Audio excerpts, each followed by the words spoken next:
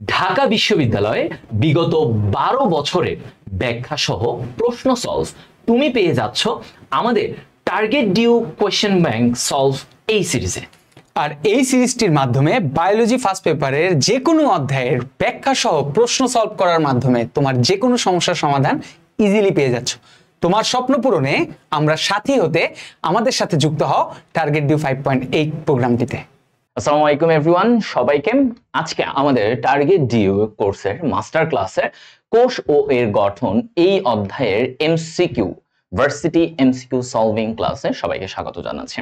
তো আজকে আমরা কোষ ও এর গঠন থেকে বিগত বছরগুলোতে আসা এমসিকিউ এবং সেগুলো নিয়ে ডিউতে কিভাবে আসতে পারে সেই টপিকগুলোর নিয়ে আলোচনা করব। ঠিক আছে, সো দ্যাট তোমার প্রশ্ন ব্যাংকে থেকে যে এই প্রশ্নগুলো আসছিল ভাই এই বছর সামনে কেমন আসতে পারে, কোন টপিকগুলো ভেরি ভেরি ইম্পর্টেন্ট, আমাদের শুরু থেকেই এগুলা ফোকাস দিয়ে পড়তে হবে, সেভাবে আজকে তোমাদেরকে আলোচনা করব। ওকে, তো প্রথমেই আমরা চলে আসি হচ্ছে সলভিং এ, তারপরে সলভ করতে করতে আমরা আরো অনেক ইনফো জেনে ফেলবো। ওকে, আসো কি বলছেন, কোন কোডনটি কোনো অ্যামাইনো অ্যাসিড নির্দেশ করে না? আমাকে বলছে কোন কোডনটি কোনো অ্যামাইনো অ্যাসিড নির্দেশ করে না। অ্যামাইনো অ্যাসিড নির্দেশ করে না কে? আমরা জানি যে ট্রান্সলেশন প্রক্রিয়ায়, কোন প্রক্রিয়ায়? ট্রান্সলেশন। আচ্ছা, এখান থেকে একটু জিনিসগুলো বুঝে নাও, অনেকগুলো এমসিকিউ, তাহলে তোমার সলভ হয়ে যাবে। ট্রান্সলেশন প্রক্রিয়ায় কি হয় মনে আছে? ট্রান্সলেশন প্রক্রিয়ার মাধ্যমে আমরা এমআরএনএ থেকে কি বানাই বলতো? প্রোটিন বানাই, রাইট? আমাকে কি বানাতে হবে? প্রোটিন। এখন এই প্রোটিন বানানোর জন্য আমার কি হয়? প্রোটিনটা কোথায় বানানো হয়? এটা ঘটনাটা ঘটে কোথায়? রাইবোজোমে। কোথায় ঘটে? রাইবোজোমে এই প্রক্রিয়াটা ঘটে, প্রোটিন তৈরি হয়। এখন প্রোটিন তৈরি হয় কি দিয়ে? প্রোটিন তৈরি হয় কি দিয়ে? আমরা জানি অ্যামাইনো অ্যাসিড। অ্যামাইনো অ্যাসিড, ঠিক আছে? অ্যামাইনো অ্যাসিড গুলো জোড়া লেগে প্রোটিন তৈরি করে। এই অ্যামাইনো অ্যাসিড কার সাথে যুক্ত হয়? এই অ্যামাইনো অ্যাসিড যুক্ত হয় টিআরএনএ এর সাথে। কার সাথে? টিআরএনএ এর সাথে। তাহলে এই টিআরএনএ অ্যামাইনো অ্যাসিডটাকে নিয়ে আসে এই রাইবোজোমে। টিআরএনএ এর লেজে করে এই রাইবোজোমে অ্যামাইনো অ্যাসিডটাকে সে নিয়ে আসে। ওকে, তাহলে একটা এমসিকিউ বুঝে গেল। অ্যামাইনো অ্যাসিডকে কে নিয়ে আসে? টিআরএনএ। টিআরএনএ এর সাথে করে আর কাকে নেয়? অ্যান্টিকোডন। অ্যান্টিকোডন। আচ্ছা, আর এমআরএনএ তে কি থাকে? এমআরএনএ তে থাকে কোডন। টিআরএনএ তে থাকে অ্যান্টিকোডন, এমআরএনএ তে থাকে কোডন। আর এই কোডনের বিপরীতে অ্যান্টিকোডন যখন আসে তখনই অ্যামাইনো অ্যাসিডও আসে। এখন এই প্রক্রিয়ায় এমন কিছু কোডন আছে যাদের বিপরীতে কোনো টিআরএনএ আসে না। এখন টিআরএনএ না আসলে তো তোমার অ্যামাইনো অ্যাসিডও আসবে না, স্বাভাবিক। তাহলে কিছু কোডন থাকে যেই কোডনগুলোর বিপরীতে টিআরএনএ আসে না। নরমালি যে কোনো কোডনের বিপরীতে টিআরএনএ আসে, বাট এমন 3টা কোডন আছে যেই 3টা কোডনের বিপরীতে এগুলো আসবে না। ক্লিয়ার? কোনো টিআরএনএ আসবে না, কোনো অ্যামাইনো অ্যাসিড আসবে না, তার মানে প্রোটিন তৈরি হওয়া বন্ধ হয়ে যাবে। এইগুলোকে আমরা বলি স্টপ কোডন। কি বলবো? Stop codon. ঠিক আছে, এখন আসো স্টপ কোডনের উদাহরণগুলো। এটা কি কি? কয়টা? 3টা। কি কি আমরা যদি একটু দেখি, ইউএজি, ইউজিএ, ইউএএ, এই 3টা হচ্ছে স্টপ কোডন। এই 3টার বিপরীতে কখনো কোনো টিআরএনএ আসে না। যদি তোমাকে বলে মোট কোডন কয়টি, মোট কোডন নিয়ে যদি বলা হয় তাহলে হচ্ছে তোমার ইউজিএ। ওকে, ইউজিএ। আচ্ছা, ফাইন, হয়ে গেল। এবার আসুন কি বলছেন তারপরের তথ্যটা। মানব জিনোম ক্ষার যুগলের। আচ্ছা, জিনোম কি? জিনোমটা কি? জিনোম কয়টা? মানব জিনোম কয়টা? 2টা। হ্যাঁ, এটা হচ্ছে এক সেট ক্রোমোজোম, ক্রোমোজোমের একটা সেট। আমাদের দেহে 2 সেট ক্রোমোজোম আছে, তাই না? Autosome, sex chromosome. তাহলে এই যে ক্রোমোজোমের সেট, এদেরকে বলা হয় জিনোম। হ্যাঁ, আর জিনকে কি বলা হয়? যদি বলে জিন, জিনকে আমরা কি বলি? জিনকে বলা হয় জীবনের ব্লুপ্রিন্ট, জীবনের কি বলা হয়? ব্লুপ্রিন্ট। ওকে, এগুলো মাথায় রাখতে হবে। ওকে, সো এইখানে একটা তথ্য যে মানব জীবনে ক্ষার যুগলের সংখ্যা, এটা একটা মুখস্থ সাংখ্যিক মান, এটা হচ্ছে 3000 মিলিয়ন। কত? 3000 মিলিয়ন। এবার আসো, কোনটি নিউক্লিয়াস বিহীন, নিউক্লিয়াস নাই, খেয়াল করো, নিউক্লিয়াস বিহীন জীবিত কোষ? নিউক্লিয়াস বিহীন জীবিত কোষ কোনটা? মানে নিউক্লিয়াস নাই কিন্তু একটু জীবিত, তো নিউক্লিয়াস নাই কাদের? আমরা জানি নিউক্লিয়াস বিহীন কোষ কারা কারা? পরিণত লোহিত রক্তকণিকা, তাই না? পরিণত লোহিত রক্তকণিকা, তারপর হচ্ছে এই যে আমরা বলি সিভ কোষ, হ্যাঁ, অনেক জায়গায় বলা আছে যে পেশি কোষ, এগুলোতে তোমার এরকম বলা।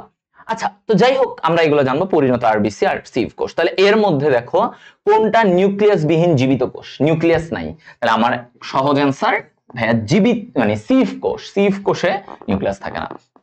আরেকটা কি? পরিণত লোহিত রক্তকণিকা, মানে আমরা যারা স্তন্যপায়ী, মানে মায়ের দুধ খেয়ে বড় হই, তো আমাদের হচ্ছে যে লোহিত রক্তকণিকার যখন পরিপক্ক হয় তখন আমাদের নিউক্লিয়াসটা থাকে না। আচ্ছা, এবার আসো, কোন অ্যামাইনো অ্যাসিডের জন্য 4টি কোড রয়েছে? 4টি কোড। আচ্ছা, এখানে অ্যামাইনো অ্যাসিড কোড করে যে কোডনগুলা, মানে কোডনগুলা অ্যামাইনো অ্যাসিড কোড করে। তাহলে আমরা বলতে পারি যে একটি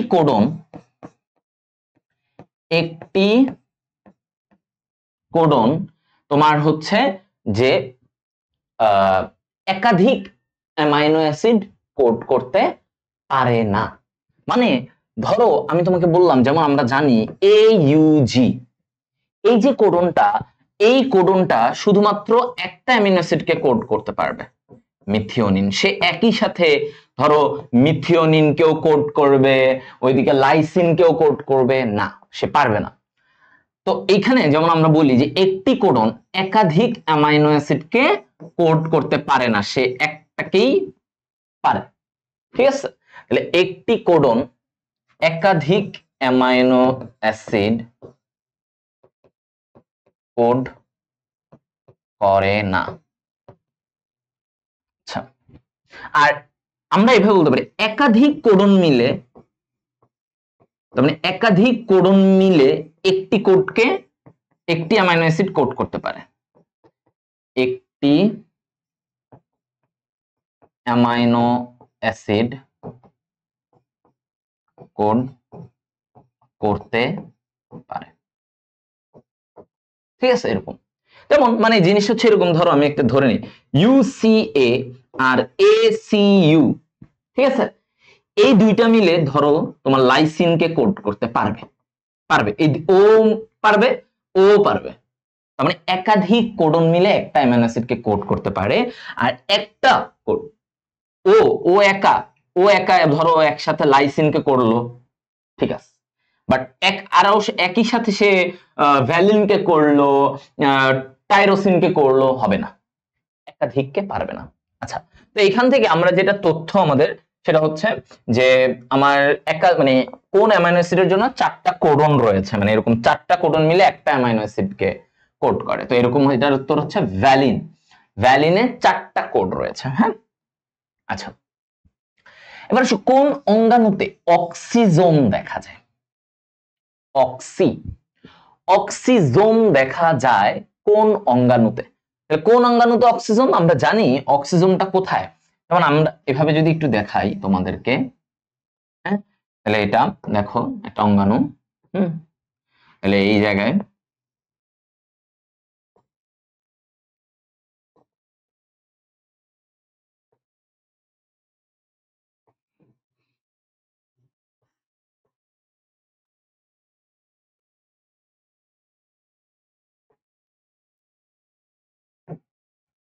ঠিক আছে,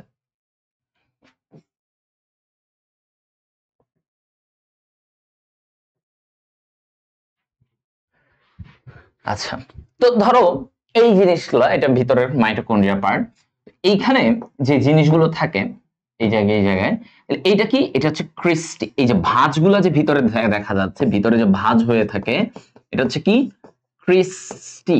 এটা হচ্ছে ক্রিস্টি। ভাঁজগুলোকে আমরা কি বলি, ক্রিস্টি। আর এদের মধ্যে এরকম দানা দানা দানা দানা গোল গোল দেখা যায়,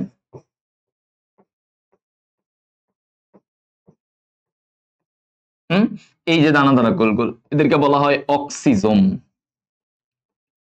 অক্সিজোম, ঠিক আছে, এদেরকে বলা হয় অক্সিজোম। দানা দানা গুটি গুটি থাকে। এই দুইটা মেইন, অক্সিজোম, ক্রিস্টি। তাহলে এটা কার পার্ট? এটা মাইটোকন্ড্রিয়ার পার্ট। এটা কার পার্ট? মাইটোকন্ড্রিয়া। মাইটোকন্ড্রিয়াকে আমরা কি বলি? পাওয়ার হাউস বা শক্তি ঘর, তাই না? পাওয়ার হাউস বা শক্তি ঘর। ওর মধ্যে তোমার এটিপি এগুলো, মানে তোমার যে তৈরির প্রক্রিয়া সেগুলো ঘটে। কি কি ঘটে? ক্রেবস চক্র, ইলেকট্রন ট্রান্সপোর্ট চেইন, এই ঘটনাগুলা মাইটোকন্ড্রিয়াতে ঘটে থাকে। সো যত অঙ্গাণু, এই যে এদের কাজগুলো একবার পড়ে নিবা বই থেকে। যেমন মাইটোকন্ড্রিয়ার কাজ যে কোনো সময় আসতে পারে। মাইটোকন্ড্রিয়ার কাজটা কি, কয়টা থাকে, কাজের মধ্যে অনেক শক্তি তৈরি করে, অ্যাপোপ্টোসিস করে। অ্যাপোপ্টোসিস মানে কি? কোষীয় মৃত্যু, হ্যাঁ, এটাকে নিয়ন্ত্রণ করে।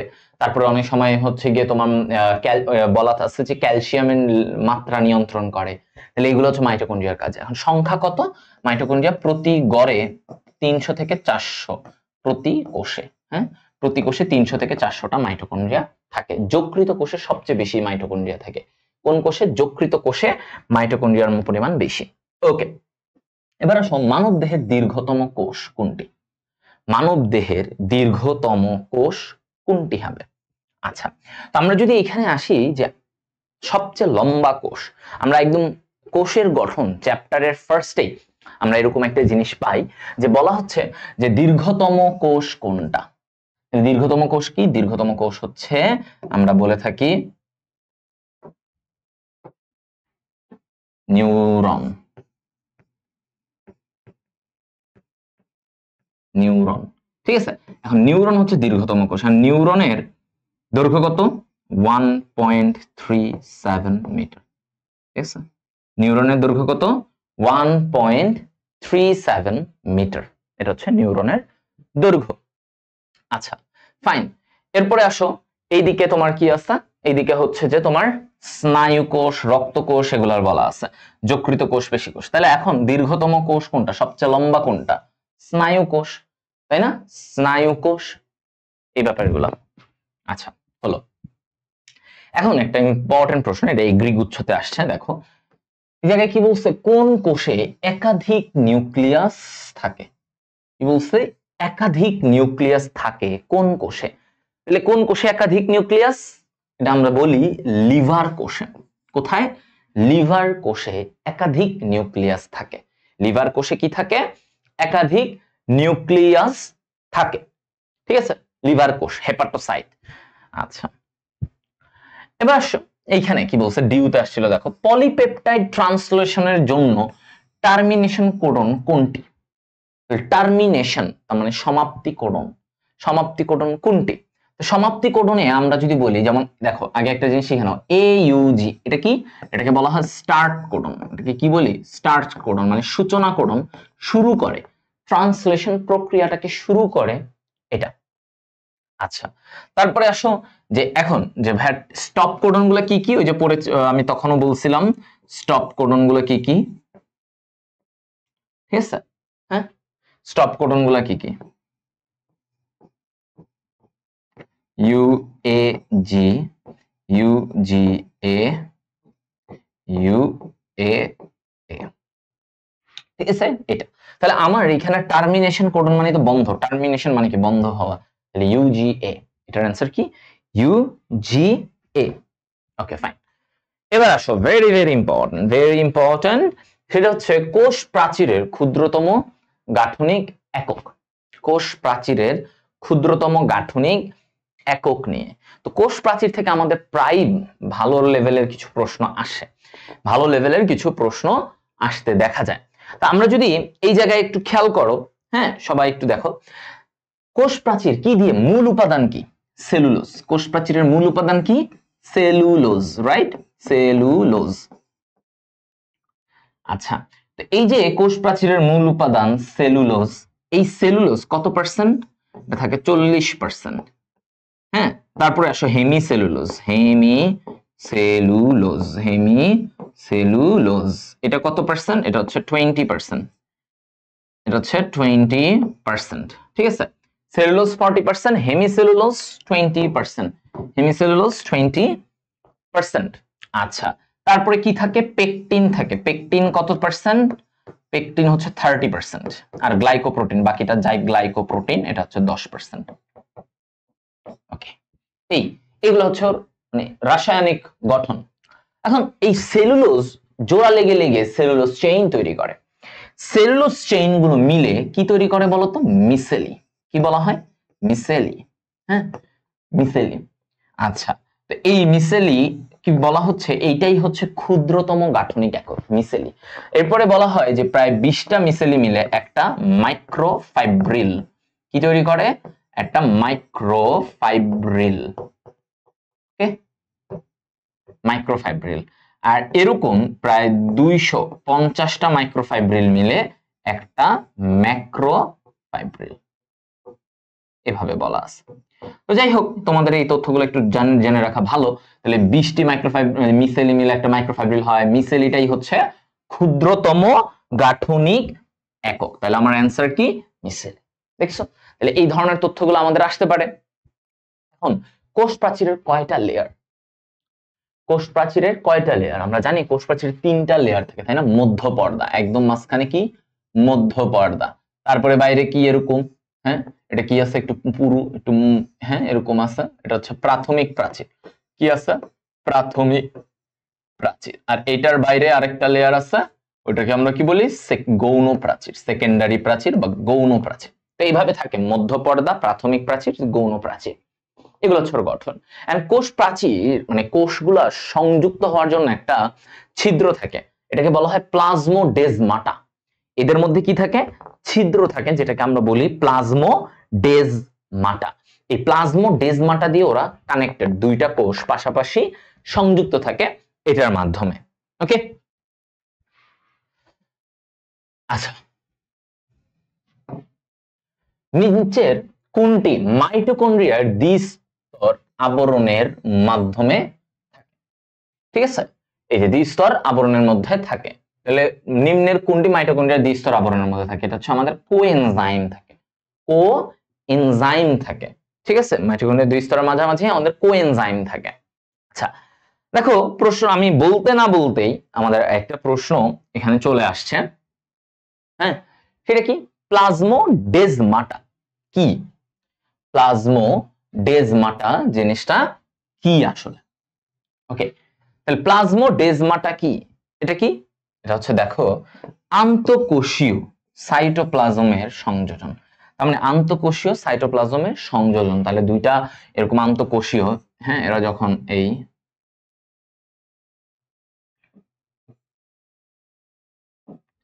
তাহলে এই যে দুইটার সংযোজন, যে এই সংযোজনটা কিসের মাধ্যমে হয়? প্লাজমোডেজমাটা, প্লাজমোডেজমাটা। ঠিক আছে, এটা দিয়ে হয়। ইনকোয়ারি ইনটু প্ল্যান্টস বইটি রচনা করেন কে? Very important. Inquiry into plants বইটির রচয়িতা হচ্ছেন থিওফ্রাস্টাস। কি? থিওফ্রাস্টাস। এবং থিওফ্রাস্টাসকে আরেকটা কথা বলা হয়, একে বলা হয় উদ্ভিদ বিজ্ঞানের জনক।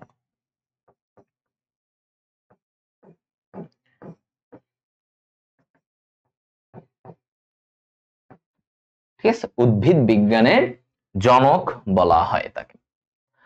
কোনটিতে অ্যান্টিকোডন পাওয়া যায়? কোনটিতে অ্যান্টিকোডন পাওয়া যায়? আমরা একটু আগেই জাস্ট বলছিলাম যে এমআরএনএ তে থাকে কোডন আর টিআরএনএ তে থাকে অ্যান্টিকোডন। তাহলে জিনিসটা হচ্ছে কিরকম ভাইয়া? দেখো, এই যে এটা হচ্ছে এমআরএনএ, এই এমআরএনএ এর ভিতরে, এই যে এমআরএনএ, এই এমআরএনএ এর ভিতরে এরকম ধরো 3টা নিউক্লিওটাইড মিলে একটা কি হয়? কোডন হয়। এরকম 3টা নিউক্লিওটাইড মিলে একটা কোডন হয়। আচ্ছা, আর ঠিক তার বিপরীতে, ঠিক আছে, তার বিপরীতে এরকম করে তোমার অ্যান্টিকোডন নিয়ে আসে কে? টিআরএনএ। তাহলে এটা কি? অ্যান্টিকোডন। অ্যান্টিকোডন। তাহলে এই জিনিসটা কি, এই বস্তুটা কি, এটা হচ্ছে টিআরএনএ। তাহলে অ্যান্টিকোডনটা কে নিয়ে আসে, টিআরএনএ। আর এই টিআরএনএ এর লেজে কি থাকে, টিআরএনএ এর লেজে থাকে হচ্ছে অ্যামাইনো অ্যাসিড। ঠিক আছে, অ্যামাইনো অ্যাসিড। ওকে, তাহলে এটা হচ্ছে ওর পার্ট। এখন আসো, নিউক্লিওসাইডে কোনটি অনুপস্থিত? ভেরি ইম্পর্টেন্ট, নিউক্লিওসাইডে কোনটি অনুপস্থিত? আচ্ছা, নিউক্লিওসাইডে কোনটি অনুপস্থিত? আচ্ছা, এখন আগে বুঝতে হবে নিউক্লিওসাইড নিউক্লিওটাইড কিভাবে গঠিত হয়েছে।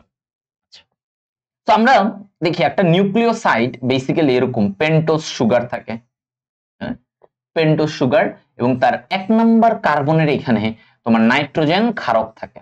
ঠিক আছে, AGC, যে কোনো একটা অ্যাডেনিন, গুয়ানিন, সাইটোসিন, থাইমিন, এর মধ্যে যে কোনো একটা থাকবে। আচ্ছা, সো এই যে একটা, এটা হচ্ছে একটা ধরো রাইবোজ সুগার, হ্যাঁ, রাইবোজ অথবা ডিএন এর ক্ষেত্রে ডিঅক্সি রাইবোজ, আর আরএনএ এর ক্ষেত্রে রাইবোজ, জাস্ট এইটুকুই পার্থক্য। আচ্ছা, তো কারণ রাইবোজ আর ডিঅক্সি রাইবোজের পার্থক্যটা কি, রাইবোজে 5টা অক্সিজেন থাকে, কার্বন 5টা, অক্সিজেনও 5টা, কিন্তু ডিঅক্সি রাইবোজে ডিঅক্সি, ডি মানে কি 9, একটা অক্সিজেন নাই, তার মানে সেখানে অক্সিজেন থাকে 4টা। অক্সিজেন কয়টা, 4টা। ঠিক আছে, তাহলে এটা হচ্ছে পার্ট। ওকে, তাহলে আমার এই জিনিসটা আমরা এখানে দেখলাম যে আমার একটা রাইবোজ আর একটা নাইট্রোজেন ক্ষারক মিলে যে গঠনটা তৈরি হলো, এটাকে আমরা বলি নিউক্লিওসাইড। আচ্ছা, আর এইদিকে তোমার থাকে কি, ধরো এই যে নাইট্রোজেন, পেন্টোজ সুগার, তারপরে হচ্ছে তোমার এখানে নাইট্রোজেন ক্ষারক, ধরো এই যে এরকম, ঠিক আছে, এইদিকে ফসফেট, ঠিক আছে, এই যে ফসফেট। তাহলে এই জিনিসগুলা মিলে তোমার কি তৈরি হয়, মানে এই যে ফসফেট থাকে, 5 নম্বর কার্বনে ফসফেট থাকে, এই যে গঠনটাকে আমরা ওভারঅল বলি নিউক্লিওটাইড। তাহলে তুমি একটা জিনিস দেখো ভাইয়া, নিউক্লিওটাইডে এক্সট্রা কি থাকে, ফসফেট থাকে। তাহলে নিউক্লিওসাইডে কোনো ফসফেট থাকবে না, জাস্ট পেন্টোজ সুগার আর একটা হচ্ছে নাইট্রোজেন ক্ষারক। আর এই নিউক্লিওটাইডে হচ্ছে যে ভাই পেন্টোজ সুগার আছে, নাইট্রোজেন ক্ষারক আছে, আর এই পাশে একটা ফসফেট থাকবে। এটা তাহলে এখন মেইন বেসিক বুঝলা, নিউক্লিওসাইড নিউক্লিওটাইড। আমি তোমাকে বলছি নিউক্লিওসাইডে কোনটি অনুপস্থিত, তাহলে আমার ডিঅক্সিরাইবোজ এটা আছে, সাইটোসিন এগুলো থাকবে, না অ্যাডেনিন, নাইট্রোজেন ক্ষারক এগুলো থাকবে। অজৈব ফসফেট এটা কি থাকে, না এটা থাকে না। সো আমার অ্যান্সার হচ্ছে অজৈব ফসফেট। ঠিক আছে, অজৈব ফসফেট। আচ্ছা, এবার আসো, আবারও বলছেন কোনটিতে নিউক্লিয়াস নেই, এগ্রি উচ্চতে আসছে, কোনটিতে নিউক্লিয়াস নেই। তাহলে আমরা বলি নিউক্লিয়াস নাই কোনটায় বলতো, ওই যে তখন থেকে আমরা পড়ায় আসতেছি যে স্তন্যপায়ী প্রাণীর লোহিত রক্তকণিকাতে তোমার কি নেই, নিউক্লিয়াস নেই। ওকে, তাহলে স্তন্যপায়ী প্রাণীর লোহিত রক্তকণিকাতে কোনো ধরনের নিউক্লিয়াস থাকে না, হ্যাঁ, কোনো ধরনের নিউক্লিয়াস থাকে না। ওকে, এবার আসি আমরা, ধানের ফুলে পুংরেণুতে ক্রোমোজোমের সংখ্যা কত? হ্যাঁ, ধানের ফুল পুংরেণুতে ক্রোমোজোমের সংখ্যা কত, এটা আমাদের জানতে হবে। আচ্ছা, তাহলে ধানের ফুলের পুংরেণুতে ক্রোমোজোমের সংখ্যা আমরা যদি একটু আসি, দেখো ধানের ফুলের পুংরেণু, তাহলে পুংরেণু মানে পরাগরেণু, পরাগরেণুতে কি হয়, মায়োসিস হয়। ওইখানে আগে থেকে একটা ডিপ্লয়েড কোষ, সেটাতে কি হয়, মায়োসিস হয়। মায়োসিস হওয়ার পরে সে কি হয়ে যাচ্ছে, সে ওইটা থেকে আস্তে আস্তে পরাগরেণু তৈরি হয়, তাই না, একটা হ্যাপ্লয়েড কোষ হয়ে যায়, সেটা আস্তে আস্তে এরকম পরাগরেণুতে পরিণত হয়। ঠিক আছে, তাহলে এই যে ভিতরে এটা কি, হ্যাপ্লয়েড, পরাগরেণুটা হ্যাপ্লয়েড। তাহলে ওর ক্রোমোজোমের সংখ্যা কি, 2n 3n 4n আর n, তাহলে এটা হচ্ছে আমার n, তাই না। এখন 3n কোথায় হয়, এই যে 3n, 2n কোনটা হয়, এবার একটু অ্যাসোসিয়েটেড গুলা জেনে নাও। টুয়েনটা হচ্ছে আমাদের জাইগোট, তাই না? শুক্রাণু আর ডিম্বাণু মিললে যখন মিলিত হয় ওরা তখন জাইগোট তৈরি করে, সেটা হচ্ছে টুয়েন। থ্রিয়েন কখন হয় এই ব্যাপারটা কি জানো? এটা কখন হয়, এটা কোনটা হয়? ফলের কোন অংশটা থ্রিয়েন হতে পারে? আবৃতবীজী উদ্ভিদের ক্ষেত্রে নরমাল আমরা যেগুলো আম কাঁঠাল এগুলা খাই। এখানে হচ্ছে এটা যখন দ্বিনিষেক ঘটে, দ্বিনিষেকের বেলায়, হ্যাঁ, এখানে যখন দ্বিনিষেক হয় তখন দ্বিনিষেকের সময় গৌণ নিউক্লিয়াসের সাথে একটা শুক্রাণু মিলে, কি মিলে? আমার গৌণ নিউক্লিয়াস, ঠিক আছে, গৌণ নিউক্লিয়াস, গৌণ নিউক্লিয়াস প্লাস, হ্যাঁ, গৌণ নিউক্লিয়াস প্লাস আমার একটা শুক্রাণু, এরা মিলে একটা কি হয়ে গেল দেখুন, গৌণ নিউক্লিয়াসটা হচ্ছে নরমালি 2n থাকে আর শুক্রাণু হচ্ছে n, তাহলে ওরা মিলে পরবর্তীতে কিসে পরিণত হয়? শস্য পরিণত হয়, ইংরেজিতে আমরা বলি এন্ডোস্পার্ম। এই যে শস্যে পরিণত হলো, এটাকে আমরা কি বলি? এটাকে বলি হচ্ছে আমরা ট্রিপ্লয়েড। তাহলে ওর শস্যটা কেমন হয়? ট্রিপ্লয়েড বা 3n গঠনের হয়ে থাকে, ঠিক আছে? তাহলে এই হচ্ছে গিয়ে তোমাদের পার্ট। তাহলে তোমরা বুঝলা হ্যাপ্লয়েড, ডিপ্লয়েড, ট্রিপ্লয়েড এর ব্যাপারগুলো। আচ্ছা, ডিএনএ এর একক কোনটি? ডিএনএ, আচ্ছা, ডিএনএ নিয়ে অনেক কিছু তো আসে। তো যেমন দেখো এখানে আসছিল কি, ডিএনএ এর একক কোনটি? হ্যাঁ, ডিএনএ এর একক কোনটি? তো ডিএনএ এর এককের মধ্যে এই যে দেখো প্রোটিন আছে, এটা কি একক? ডিএনএ তৈরি হয় কি দিয়ে? নিউক্লিওটাইড দিয়ে। একটু আগে আমরা নিউক্লিওটাইডের গঠন শিখেছি, তাই না? এই নিউক্লিওটাইডের গঠনগুলা, নিউক্লিওটাইডটা জোড়া লেগে তোমার এটা তৈরি করে, বুঝা গেছে? তাহলে নিউক্লিওটাইডটা জোড়া লেগে এটাকে তৈরি করে, তাহলে এরকম নিউক্লিওটাইড থাকে ওর, হ্যাঁ, এরকম নিউক্লিওটাইড থাকে। নিউক্লিওটাইড গুলা একটার সাথে একটা জোড়া লাগে, এগুলা এরকম, এগুলো এভাবে জোড়া লাগে, ঠিক আছে? এইভাবে হচ্ছে যে একটা নিউক্লিওটাইড, তাহলে নিউক্লিওটাইড গুলো এভাবে জোড়া লেগে কি তৈরি করে? একটা ডিএনএ তৈরি করে। আচ্ছা, ডিএনএ সংক্রান্ত এবার কিছু তথ্য, হ্যাঁ, ডিএনএ সংক্রান্ত। যেমন ডিএনএ এর মডেলটা কে দিছে? ডাবল হেলিক্স মডেলটা ওয়াটসন ও ক্রিক, ওয়াটসন ও ক্রিক, ঠিক আছে? ডিএনএ এর এই মডেলটা কে দিছে? ওয়াটসন ও ক্রিক। ডিএনএ এর এই মডেলটা কে দিছে? ওয়াটসন ও ক্রিক।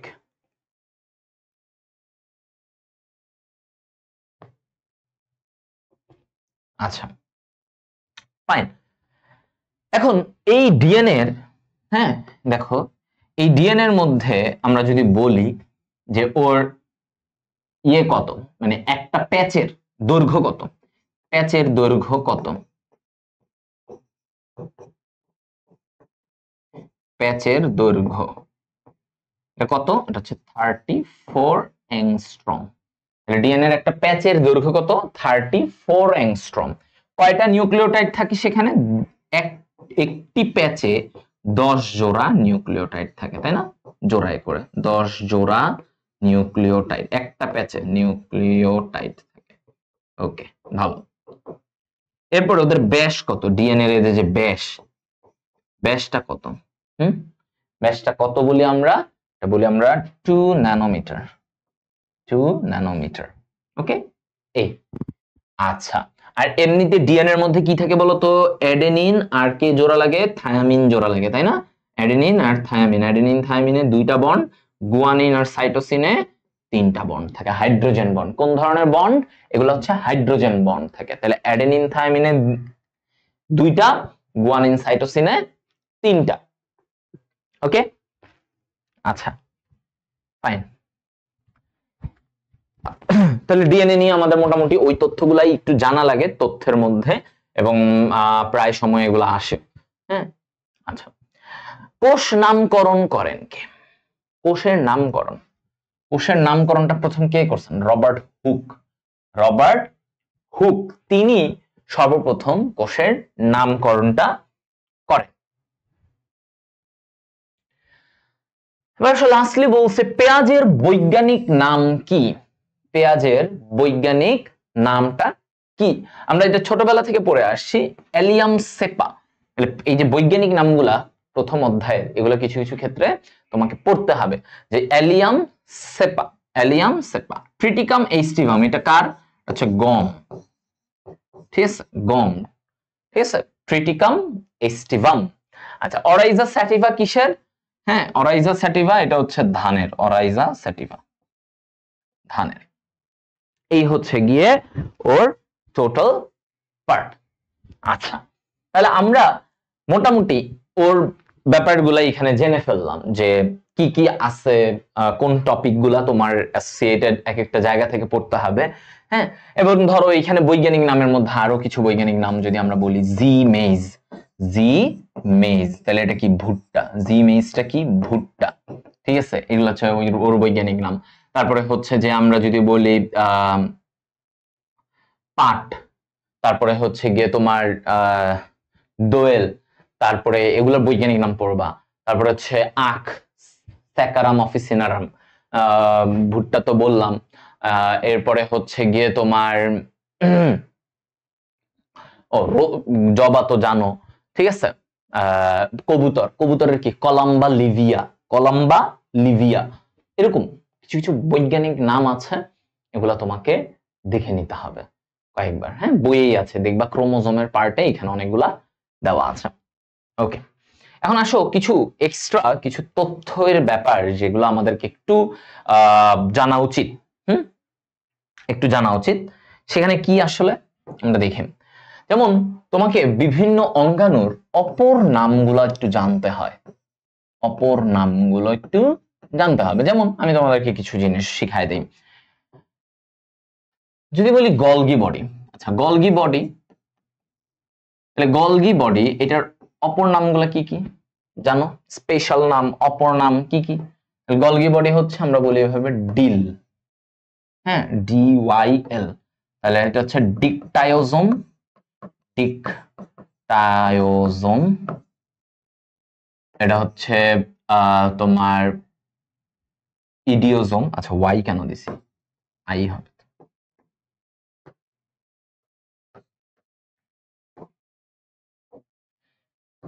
ইডিওজোম,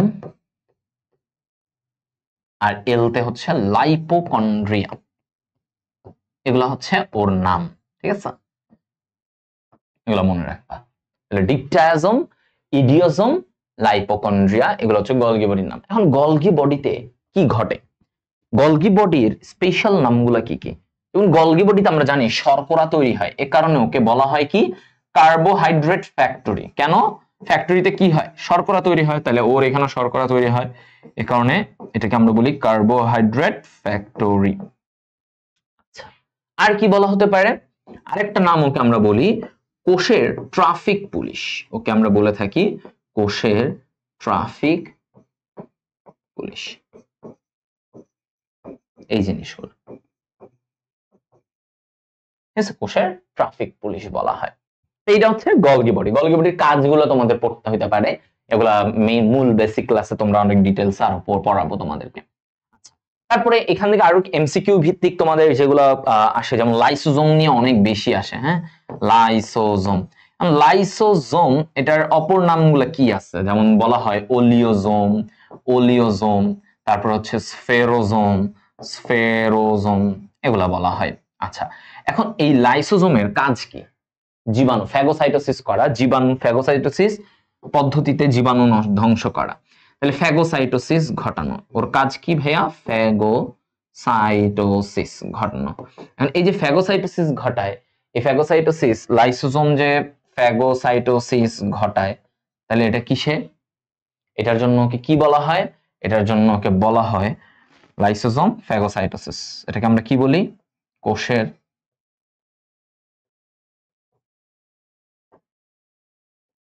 বা সুইসাইডাল ব্যাগ, আত্মঘাতী থলিকা।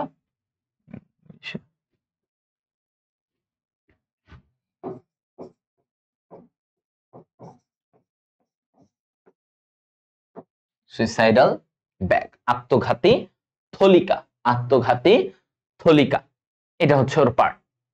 ঠিক আছে, এই জিনিসটা ওকে, মোটামুটি এটা হলো। এরপরে যেমন ধরো তোমাদেরকে স্পেশাল আর কিছু ব্যাপার থাকে, যেমন ইম্পর্টেন্ট যে তথ্যটা প্লাস্টিড। দেখো প্লাস্টিডের কি সর্ববৃহৎ অঙ্গাণু, এটা প্রথম তথ্য। তোমার উদ্ভিদ কোষের সর্ববৃহৎ অঙ্গাণু কোনটা? প্লাস্টিড। সর্ববৃহৎ অঙ্গাণুর নাম কি? প্লাস্টিড। প্লাস্টিড 3 রকমের আছে, লিউকোপ্লাস্ট, ক্লোরোপ্লাস্ট, ক্রোমোপ্লাস্ট। এই যে ক্লোরোপ্লাস্ট কি? সবুজ। এটা কি? এটা হচ্ছে সবুজ হয় কেন? ক্লোরোফিল আছে। ক্রোমোপ্লাস্ট, এটা কি? ক্রোমোপ্লাস্ট, তাহলে এটা কি? রঙিন। এটা কি? রঙিন। আচ্ছা, লিউকোপ্লাস্ট কি? বর্ণহীন, তাই না? লিউকোপ্লাস্ট কি? বর্ণহীন, কোনো কালার আছে? কালার নাই। আচ্ছা, কারণ কোনো রঞ্জক নাই। এখন ক্রোমোপ্লাস্টের রঙিন কেন হয়? কারণ এটা রং আছে, রঞ্জক পদার্থ আছে, ক্যারোটিন, জ্যান্থোফিল, এই উপাদানগুলা ওর কাছে থাকে। ঠিক আছে, তাহলে সবুজ, রঙিন, বর্ণহীন এগুলা হলো। এটা হচ্ছে পাতায় থাকে, পাতা। এগুলো কোথায় থাকে? ক্রোমোপ্লাস্ট কোথায় থাকে? ফুলের পাপড়ি এগুলাতে থাকে। তারপরে ফলের আবরণ, এই যে বিভিন্ন যেগুলো রঙিন সেখানে। লিউকোপ্লাস্ট কোথায় থাকে? এগুলো থাকে মূলে, কারণ সেখানে কোনো ধরনের আলো পৌঁছায় না, তো সেখানে কোনো রং ধারণ করে না, ওরা বর্ণহীন হয়। তো এগুলা কোথায় থাকে? মূলে। লিউকোপ্লাস্টের কাজ কি? যেমন এগুলো বলা হয়, আসে অনেক। লিউকোপ্লাস্টের কাজ হচ্ছে খাদ্য সঞ্চয় করা। লিউকোপ্লাস্ট যেখানে থাকবে ওর কাজ হবে খাদ্য সঞ্চয় করা। ক্লোরোপ্লাস্টের কাজ কি? খাদ্য তৈরি করা, তাই না? এ কারণে কি বলা হয় ওকে? কোষের রান্নাঘর বলা হয়। কি বলা হয়? ক্লোরোপ্লাস্টকে কোষের রান্নাঘর। ওকে। আর ক্রোমোপ্লাস্টের কাজ কি? ফুল মানে পোকামাকড়কে আকর্ষণ করা, পরাগায়নে আকর্ষণ।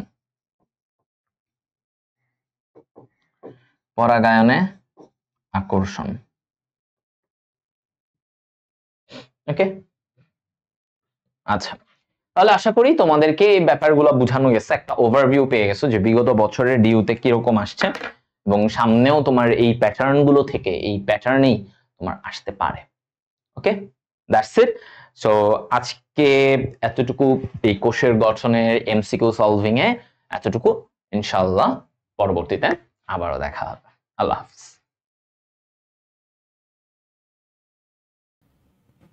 আমাদের এই টার্গেট ডিও 5.0 এই কোর্সটিতে তুমি যা যা পাচ্ছ তা হলো আমাদের detailed live class, archive class, তার সাথে আমাদের 4টি সাবজেক্টের 4টি কনসেপ্ট বুক এবং ঢাবির জন্য স্পেশালি সাজানো আমাদের এমসিকিউ বুক এবং ঢাকা বিশ্ববিদ্যালয়ের রিটেনের সাজেশন সম্পৃক্ত আমাদের ডিইউ রিটেন বুক পেয়ে যাচ্ছ, এবং বাসায় বসে এমসিকিউ প্র্যাকটিসের জন্য পাচ্ছ আমাদের ওএমআর বুক। একই সাথে তোমার যে কোনো ডাউট সলভের জন্য থাকছে আমাদের টার্গেট ডিউ ডাউট সলভার, এবং তার পাশাপাশি আমাদের এই লিজেন্ডারি টিচার প্যানেল তোমার ক্লাস নিতে সর্বক্ষণ প্রস্তুত।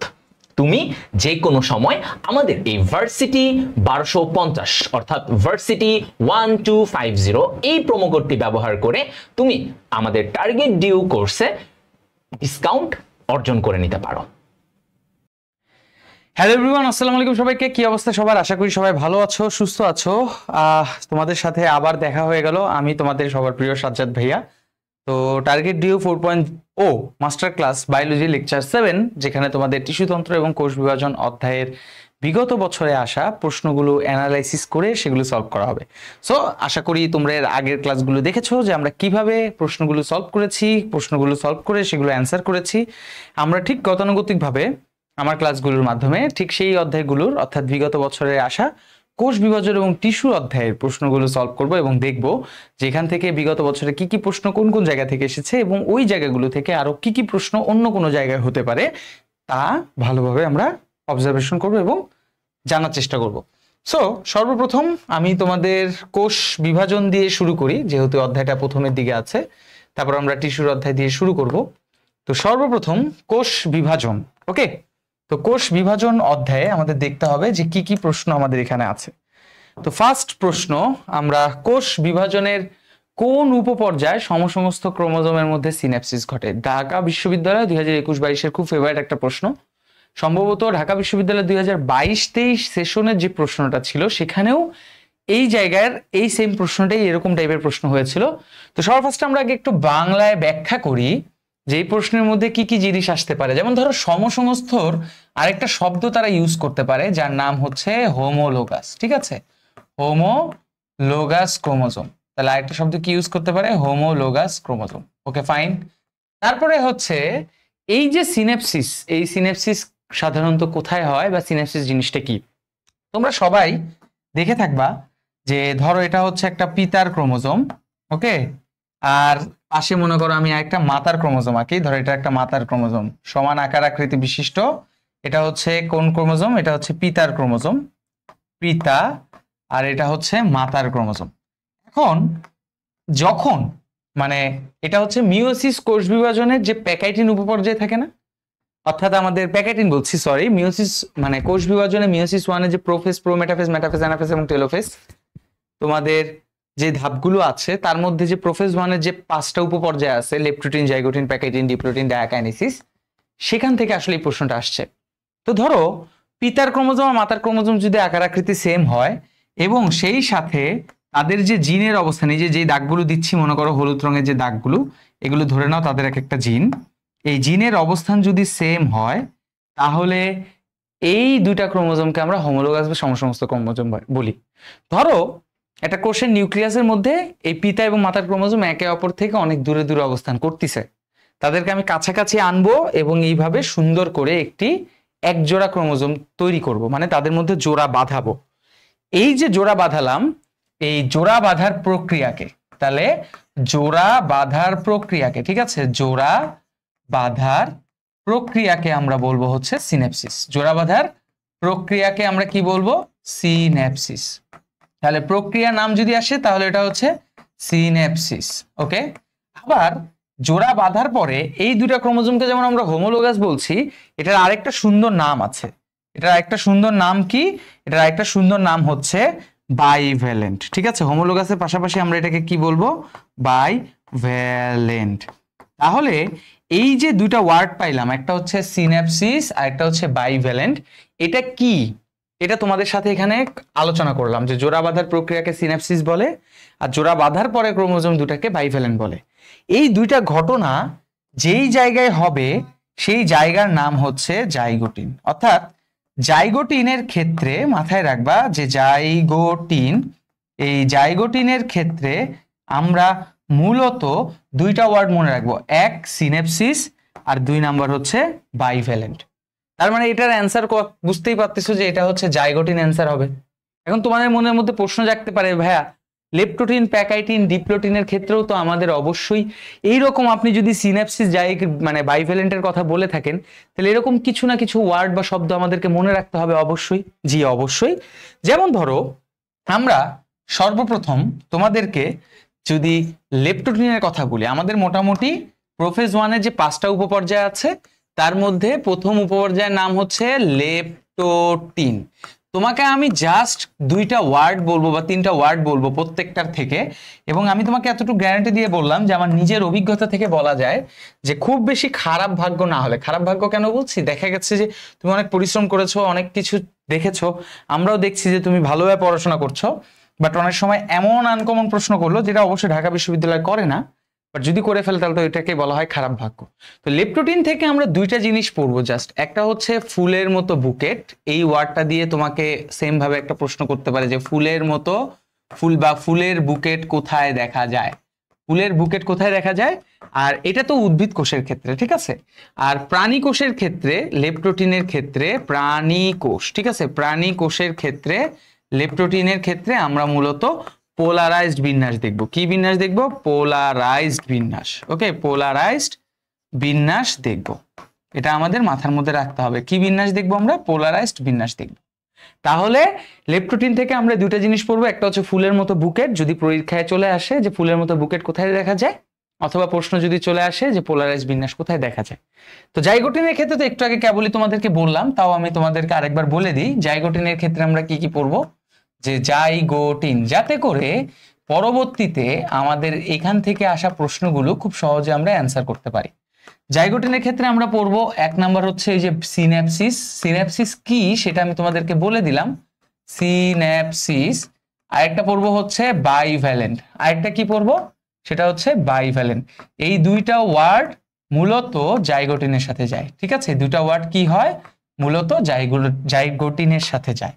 এরপরে আমরা চলো নেক্সট দেখি, আমাদের নেক্সট হচ্ছে আমরা যেটা নিয়ে কথা বলবো সেটা হচ্ছে প্যাকাইটিন, সবচেয়ে ইম্পর্টেন্ট, ঠিক আছে?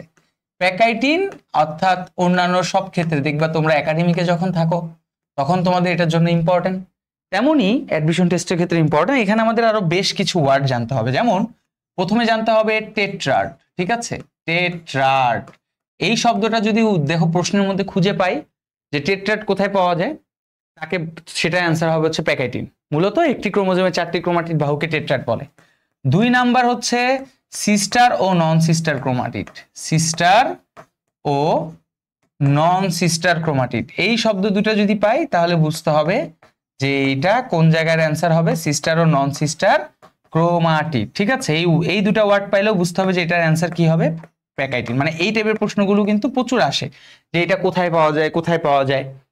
3 নাম্বার হচ্ছে এক্স আকৃতির কায়াজমা। এক্স আকৃতির কায়াজমা, ঠিক আছে? এক্স আকৃতির কায়াজমা, এটা মাথায় রাখবো। এক্স আকৃতির কি, কায়াজমা। ওকে, তাহলে এক্স আকৃতির কায়াজমা পাবো। আর 4 নাম্বার মোস্ট ইম্পর্টেন্ট হচ্ছে ক্রসিং ওভার। তাহলে এই জিনিসগুলো মাথায় রাখবো যে এই শব্দগুলো পেলে আমরা সবাই কি অ্যান্সার দাগাবো, সেটা হচ্ছে প্যাকাইটিন দাগাবো। Okay fine. এবার আমরা চলো নেক্সট আরেকটা দেখাবো, সেটার নাম হচ্ছে ডিপ্লোটিন। তো ডিপ্লোটিন থেকে আমাদের কি কি জিনিস শিখতে হবে চলো দেখে নিই। ডিপ্লোটিন, ঠিক আছে? ডিপ্লোটিন, ডিপ্লোটিন থেকে আমাদের কি কি জিনিস পড়তে হবে?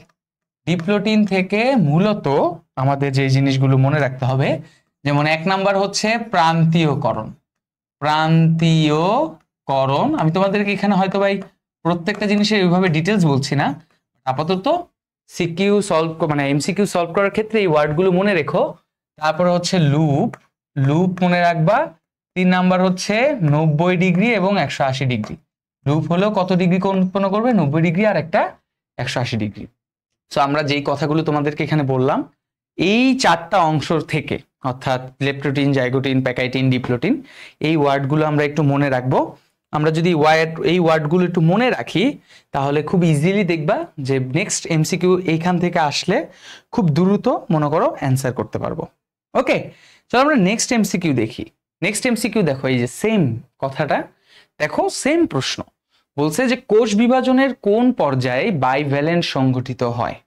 তাহলে কোন পর্যায়ে, দেখছো এই টাইপের প্রশ্নগুলি কিন্তু বারবার আসছে। তো আমরা কিন্তু কেবলই তোমাদেরকে যে ছকে লিখে দিছিলাম, যে ছকে লিখে দিয়ে বলেছিলাম যে তোমাদের এই জিনিসটা মনে রাখবে। এই যে দেখো বাইভ্যালেন্ট, বাইভ্যালেন্ট কোন জায়গায় হচ্ছে, জাইগোটিনে হচ্ছে। তাহলে এই যে বাইভ্যালেন্ট কোথায় হয়, ফুলের মতো বুকেট, প্রাণী কোষ, পোলারাইজড বিন্যাস, টেট্রাড, নন সিস্টার কোন কোন জায়গায় হচ্ছে, এগুলো আমাদের মাথায় রাখাটা অত্যন্ত জরুরি। তাহলে আমরা এখান থেকে তো অলরেডি এই প্যাকাইটিন থেকে কি আসতে পারে, লেপ্টোটিন থেকে কি আসতে পারে, ডিপ্লোটিন থেকে কি আসতে পারে সেগুলো বলছি, জাইগোটিন থেকে কি আসতে পারে। সুতরাং এখানে যেহেতু বাইভ্যালেন্টের কথা বলছে, বাইভ্যালেন্টের অ্যান্সারটা আমাদের কি হবে, আমাদের অ্যান্সার হবে হচ্ছে জাইগোটিন। তাহলে বুঝতে পারছো যে এই প্রোফেজ 1 এর যে উপপর্যায়গুলো আছে এগুলো থেকে কিন্তু ম্যাক্সিমাম কোশ্চেন বেশিরভাগ ক্ষেত্রেই আসে বা একাডেমিক বলো।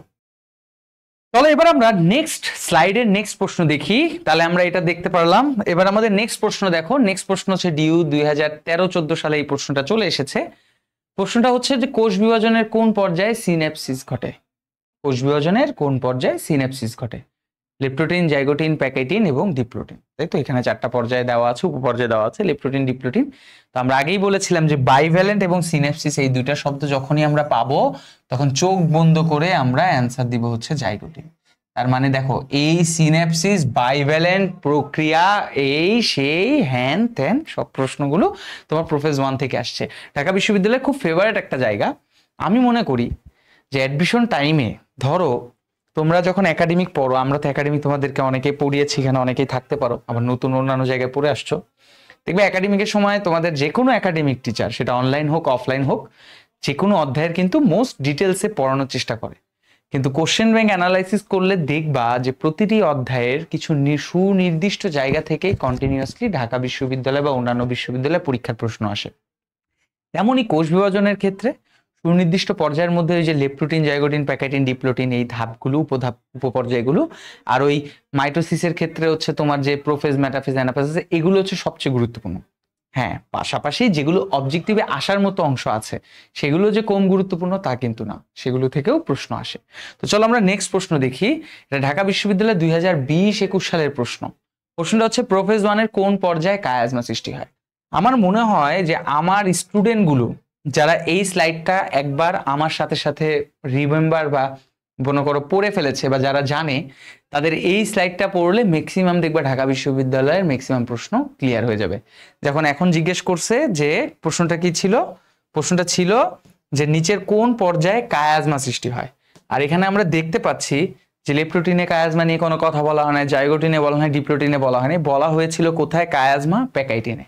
তাহলে এই যে কায়াজমা হচ্ছে, কোন জায়গায় হচ্ছে, এই নামগুলো আমাদের মনে রাখতে হবে। আশা করি তোমরা কায়াজমা কি, ক্রসিং ওভার কি, এই জিনিসগুলো জানো। বাট যদি নাও জেনে থাকো, যদি মনে করো যে না ভাইয়া কোনো কারণবশত আমি অধ্যায়টা একটু গ্যাপ দিয়ে আসছি, আমাদের এই টার্গেট ডিউ এর যখন বেসিক ক্লাসগুলো শুরু হবে তখন দেখবে তোমাদেরকে এগুলো নিয়ে আবার আলোচনা করা হবে। তো আপাতত আমরা যেহেতু কোশ্চেন ব্যাংক সলভ করতেছি, আমরা সেভাবে আস্তে আস্তে আগাতে থাকি, তাই না? তাহলে কায়াজমা আমরা পাবো হচ্ছে প্যাকাইটিন উপপর্যায়। তার মানে আমরা দেখতে পাচ্ছি যে বিগত বছরের ম্যাক্সিমাম যতগুলো 3-4টা কোশ্চেন সলভ করলাম, তার মধ্যে ম্যাক্সিমাম প্রশ্নগুলো মিওসিসের বিভিন্ন উপপর্যায় থেকে চলে এসেছে। তো চলো আমরা দেখি সামনে সামনে আস্তে আস্তে আরো কোনো প্রশ্ন পাই কিনা। দেখো ঢাকা বিশ্ববিদ্যালয় 2018-19-এ সেম ভাবে প্যাকাইটিনকে টার্গেট করে আরেকটা প্রশ্ন করেছে। প্রশ্নটা হচ্ছে কোষ বিভাজনের কোন পর্যায়ে মূলত টেট্রাড পাওয়া যায়, অর্থাৎ একটি ক্রোমোজোমে 4টি ক্রোমাটিড বাহু। এই যে এরকম করে যখন একটি ক্রোমোজোমে 4টি ক্রোমাটিড বাহু তৈরি হয় তখন এটাকে আমরা টেট্রাড বলি। তাহলে এই টেট্রাডটা আমরা কোথায় পেয়েছিলাম? প্যাকাইটিন উপপর্যায়ে। তার মানে এইটার অ্যান্সারও হবে হচ্ছে প্যাকাইটিন উপপর্যায়। সো এটার অ্যান্সার আমরা বুঝতে পারতেছি। তারপর আমরা নেক্সট কোশ্চেনে দেখি। নেক্সট প্রশ্ন হচ্ছে মিওটিক কোষ বিভাজনের কোন দশায় ক্রসিং ওভার হয়? আচ্ছা, মিওটিক যেটা বলছে, মিওটিক মানেই হচ্ছে মিওসিস। ঠিক আছে, মিওটিক মানেই মিওসিস। অনেকে হয়তোবা এই মিওসিসকে কি বলে থাকি, মিওসিসকে আমরা মায়োসিসও বলি। তো অনেকে আমাদের প্রশ্ন করো যে ভাইয়া যেটাই মিওসিস সেটাই কি মায়োসিস? হ্যাঁ, দুটার সবকিছু শব্দ প্রায় একই রকমই। তো দেখো এখানে যেহেতু ক্রসিং ওভার, কোন দশায় ক্রসিং ওভার ঘটে, কোন দশায়, এখানে আছে কি কি আছে হচ্ছে প্যাকাইটিন, অ্যানাফেজ 1, ডিপ্লোটিন, ডায়াকাইনেসিস।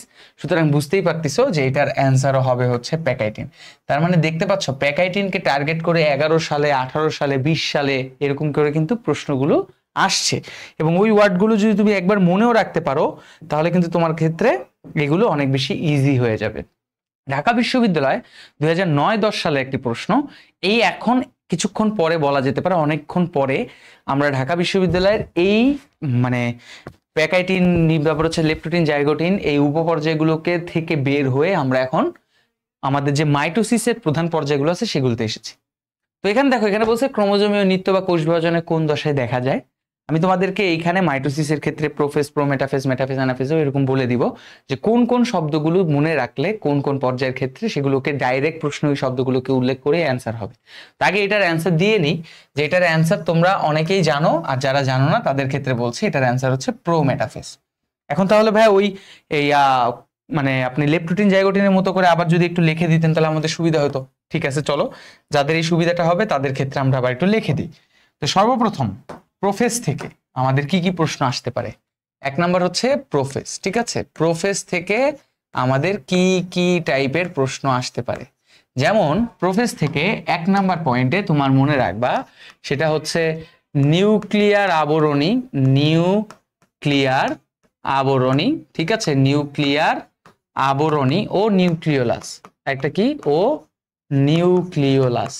ঠিক আছে, নিউক্লিওলাস, এই দুইটা জিনিস বিলুপ্ত হওয়া শুরু করে। নিউক্লিওলাস বিলুপ্ত হওয়া শুরু করে। ঠিক আছে, বিলুপ্ত হওয়া, এটা মাথায় রেখো, বিলুপ্ত হওয়া শুরু করে, এটা কিন্তু ইম্পর্টেন্ট। ঠিক আছে, বিলুপ্ত হওয়া শুরু করে, এই 1 নাম্বার পয়েন্টে ইম্পর্টেন্ট। 2 নাম্বার পয়েন্ট হিসেবে মাথায় রাখবো জল বিয়োজন হয়, জল বিয়োজন হয় মানে পানি থাকে না। ঠিক আছে, 2 নম্বর পয়েন্ট, এটা মাথায় রাখবো। 3 নম্বর পয়েন্ট হিসেবে আমরা মাথায় রাখবো জল বিয়োজন হয়। 3 নম্বর হচ্ছে ক্রোমোজোম রং ধারণ করে, ক্রোমোজোম রং ধারণ করে। ঠিক আছে, ক্রোমোজোম রং ধারণ করে, এটা আমরা মাথায় রাখবো, রং ধারণ করে, ক্রোমোজোম রং ধারণ করে, এটা আমরা মাথায় রাখবো। তো এইখান থেকে আমরা 3টা পয়েন্ট পাইলাম। নিউক্লিয়ার আবরণীয় নিউক্লিওলাস, এটা কি হতে থাকে, বিলুপ্ত হওয়া শুরু করে, জল বিয়োজন হয়, আর এটা হচ্ছে ক্রোমোজোম রং ধারণ করে। এবার আসো আমরা নেক্সট যেই উপপর্যায় আছে সেই উপপর্যায়ের নামটা লিখি, তার নাম হচ্ছে প্রোমেটাফেজ। এটার নাম কি, এটার নাম হচ্ছে প্রোমেটাফেজ। এখান থেকে আমাদের কি কি জিনিস মনে রাখতে হবে, চলো সেই জিনিসগুলো আমরা দেখি। প্রোমেটাফেজের ক্ষেত্রে প্রথমে আমাদের 1 নাম্বার পয়েন্টে মাথায় রাখবো সেম ভাবে যে প্রায়, মানে সম্পূর্ণ না, বলা যেতে পারে 95% এরকম প্রায় নিউক্লিয়ার আবরণী, ঠিক আছে, নিউক্লিয়ার আবরণী ও নিউক্লিওলাস, নিউক্লিয়ার আবরণী ও নিউক্লিওলাস বিলুপ্ত হয়, নিউক্লিওলাস বিলুপ্ত হয়, ঠিক আছে, নিউক্লিওলাস বিলুপ্ত হয়, এটা মাথায় রাখবো। প্রায় নিউক্লিয়ার আবরণীয় নিউক্লিওলাস বিলুপ্ত হয়, ওকে ফাইন। 2 নাম্বার পয়েন্ট হিসাবে আমরা মাথায় রাখবো যে এইখানে আমাদের কি তৈরি হবে, স্পিন্ডল যন্ত্র, স্পিন্ডল যন্ত্র, তারপর এটা তৈরি হবে। 3 নাম্বার হচ্ছে স্পিন্ডল ফাইবার থাকবে, স্পিন্ডল ফাইবার, ঠিক আছে, স্পিন্ডল ফাইবার। তারপরে হচ্ছে ট্রাকশন ফাইবার। তোমরা সবাই জানো যে একটি ক্রোমোজোমের ক্ষেত্রে ধরো, মানে একটা নর্মাল ক্রোমোজোম যদি আমি আঁকি, এখানে একটু দেখানো লাগে, তাহলে ধরো এখান থেকে এক প্রান্ত থেকে এই যে এরকম করে অনেকগুলো ফাইবার নিয়ে তোমার হচ্ছে স্পিন্ডল ফাইবার তৈরি হয়, ঠিক আছে, যে স্পিন্ডল ফাইবার, মনে করো এটা একটা স্পিন্ডল যন্ত্র, এইটা পুরোটাকে আমরা একটা স্পিন্ডল যন্ত্র বলছি, স্পিন্ডল যন্ত্র, ওকে, স্পিন্ডল যন্ত্র বলছি। এখন এর প্রত্যেকটা ফাইবার, মনে করো এই ফাইবারের নাম, প্রত্যেকটা ফাইবারের নামে হচ্ছে স্পিন্ডল ফাইবার, স্পিন্ডল ফাইবার, ওকে, এটা আমরা মাথায় রাখবো, স্পিন্ডল ফাইবার। এবং তোমরা একটু যদি ভালো করে খেয়াল করে দেখো, যে স্পিন্ডল ফাইবার, মনে করো এই স্পিন্ডল ফাইবারের সাথে 2টা ক্রোমোজোম যুক্ত, এখানে এটা না, মনে করো ধরো এটার সাথে মনে করো ক্রোমোজোম যুক্ত, দেখো যে স্পিন্ডল ফাইবারের সাথে ক্রোমোজোম যুক্ত আছে, স্পেশালি সেই স্পিন্ডল ফাইবারের নাম দিচ্ছি ট্রাকশন ফাইবার, ট্রাকশন ফাইবার। তো তোমরা শুধুমাত্র এখানে একটা জিনিস বলে রাখি, ধরো আমি হয়তো তোমাদেরকে লিখে দিলাম যে ঠিক আছে, ট্রাকশন ফাইবার, স্পিন্ডল ফাইবার, এগুলো সবই হচ্ছে মেটাফেজ দশায় দেখা যাবে, ট্রাকশন ফাইবার, ঠিক আছে, স্পিন্ডল ফাইবার দেখা যাবে। কিন্তু তোমরা যদি এই জিনিসগুলো না জানো যে কোনটাকে ট্রাকশন ফাইবার বলে, কোনটাকে স্পিন্ডল ফাইবার বলে, তখন তো তোমাদের জন্য সমস্যা। আরেকটা 5 নাম্বার পয়েন্ট হিসাবে ক্রোমোজোম নিত্য, আরেকটা কি, ক্রোমোজোম নিত্য, যে প্রশ্নটা একটু আগে আসছিল, ক্রোমোজোম নিত্য, ঠিক আছে, নিত্য। তো ক্রোমোজোম নিত্য জিনিসটা কি, এই যে ক্রোমোজোমগুলো বিভিন্ন জায়গায় ছড়িয়ে ছিটিয়ে থাকে, তারা মূলত ধরো সাপোজ এই যে এই অঞ্চলটা মনে করো বিষুব অঞ্চল, এই অঞ্চলটা কি, এটার নাম হচ্ছে বিষুব অঞ্চল বা ইকুয়েটর অঞ্চল, অর্থাৎ মনে করো এটা হচ্ছে 2টা মেরু, এটা একটা মেরু, এটা একটা মেরু, 2 মেরুর মধ্যবর্তী অঞ্চলকে আমরা বিষুব অঞ্চল বা ইকুয়েটর অঞ্চল বা নিরক্ষীয় অঞ্চল, অনেকগুলো 3টা নামে ডাকি। তো যখন ক্রোমোজোমগুলো বিভিন্ন জায়গায় অবস্থান করে, তখন তারা কাঁপতে কাঁপতে বিষুব অঞ্চলে আসতে থাকে, ওটাকেই ক্রোমোজোমীয় টেন্স বলে। এই জিনিসগুলো সম্পর্কে কিন্তু ভালো বেসিক থাকতে হবে, যদি বেসিক না থাকে তখন কিন্তু অনেক প্রবলেম হয়ে যাবে। তো এটা আমরা মাথায় রাখবো। তো যাই হোক, এটা মুছে দিই, এটা আপাতত আমাদের কাজে লাগছে না। তাহলে আর বাকি পাশাপাশি ক্রোমোজোম নিত্য, স্পিন্ডল ফাইবার, বিষুব অঞ্চল কোথায় কি দেখা যায়, এগুলো আমাদের একটু মাথার মধ্যে রাখতে হবে। এখন আসলে এটা গেল হচ্ছে তোমার কোনটার মধ্যে ব্যাখ্যা করলাম, এটা হচ্ছে আমরা প্রোমেটাফেজ ব্যাখ্যা করলাম, তাই তো। এখন আমরা প্রোমেটাফেজের পরে আমরা এখন হচ্ছে মেটাফেজ নিয়ে কথা বলবো, যে মেটাফেজে কি কি জানা লাগবে। মেটাফেজের কথা যদি বলো, তাহলে মেটাফেজের ক্ষেত্রে আমাদের কি কি জিনিস জানা লাগবে, চলো দেখি। মেটাফেজের ক্ষেত্রে প্রথমত 1 নাম্বার পয়েন্টে আমাদের কি কি লাগবে, যেমন ক্রোমোজোম সবচেয়ে মোটা ও খাটো হয়, ক্রোমোজোম সবচেয়ে মোটা ও খাটো হয়, ঠিক আছে, মোটা ও খাটো হয়, 2 নাম্বার হচ্ছে এই যে ক্রোমোজোম সবচেয়ে মোটা ও খাটো হলো, এইটার একটা প্রক্রিয়া আছে, এই প্রক্রিয়ার নাম হচ্ছে কনডেনসেশন। মানে এই ক্রোমোজোম সবচেয়ে মোটা ও খাটো হওয়াটাকেই বলা হয় কনডেনসেশন, ঠিক আছে, কনডেনসেশন। তাহলে ক্রোমোজোম সবচেয়ে মোটা ও খাটো কনডেনসেশন বলে। 3 নাম্বার হচ্ছে যেই প্রক্রিয়ার মাধ্যমে ক্রোমোজোম সবচেয়ে মোটা ও খাটো হবে তার নাম সুপার কয়েলিং। তার মানে দেখো তোমার পাশাপাশি প্রত্যেকটা ওয়ার্ড সম্পর্কে একটু মনে রাখতে হবে এবং এটাও মনে রাখতে হবে যে এই জিনিসগুলো কোথায় হচ্ছে। আরেকটা জিনিস, ওই যে এই ধাপে অর্থাৎ প্রোমেটাফেজে যে ক্রোমোজোমগুলো কাঁপতে কাঁপতে বিষুব অঞ্চলে যায়, ধরো বিষুব অঞ্চলে এরা অবস্থান করতেছে, এই অবস্থান করাকে মেটাকাইনেসিস বলে। অর্থাৎ এই ওয়ার্ডটা মনে রাখতে হবে যে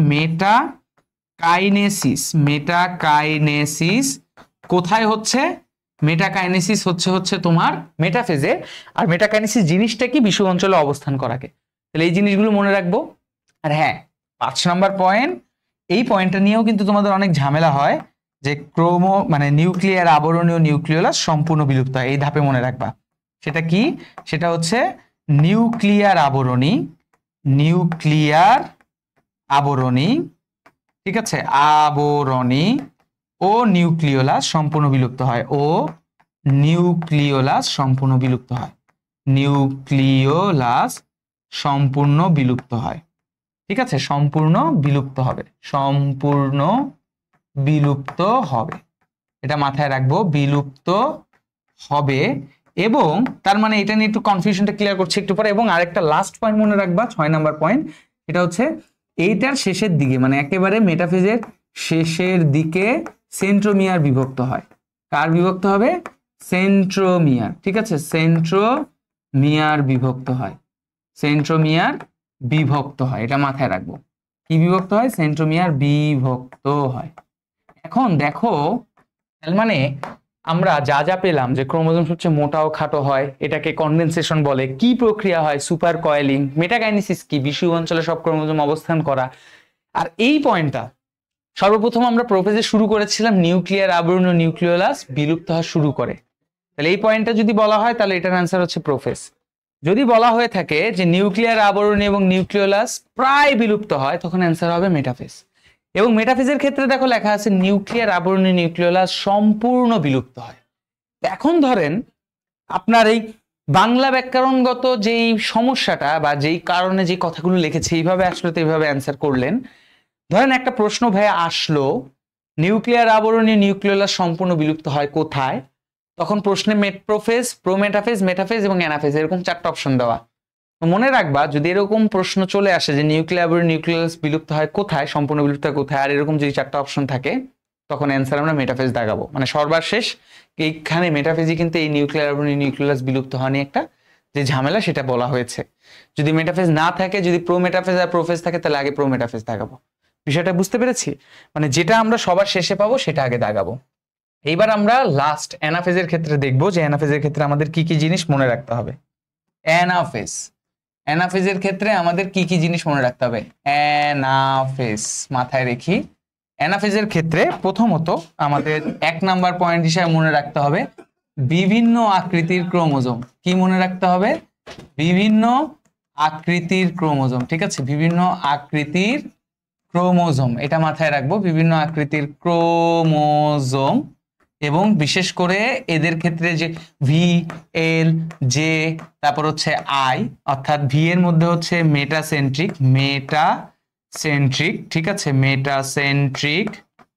তারপরে হচ্ছে এল এর ক্ষেত্রে হচ্ছে সাব মেটাসেন্ট্রিক, ঠিক আছে, সাব মেটাসেন্ট্রিক। এবং আই এর ক্ষেত্রে, জে এর ক্ষেত্রে হচ্ছে অ্যাক্রোসেন্ট্রিক, VLJI,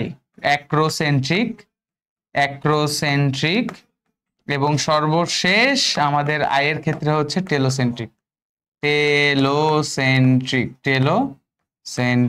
এটা মাথায় রাখবো। Okay fine.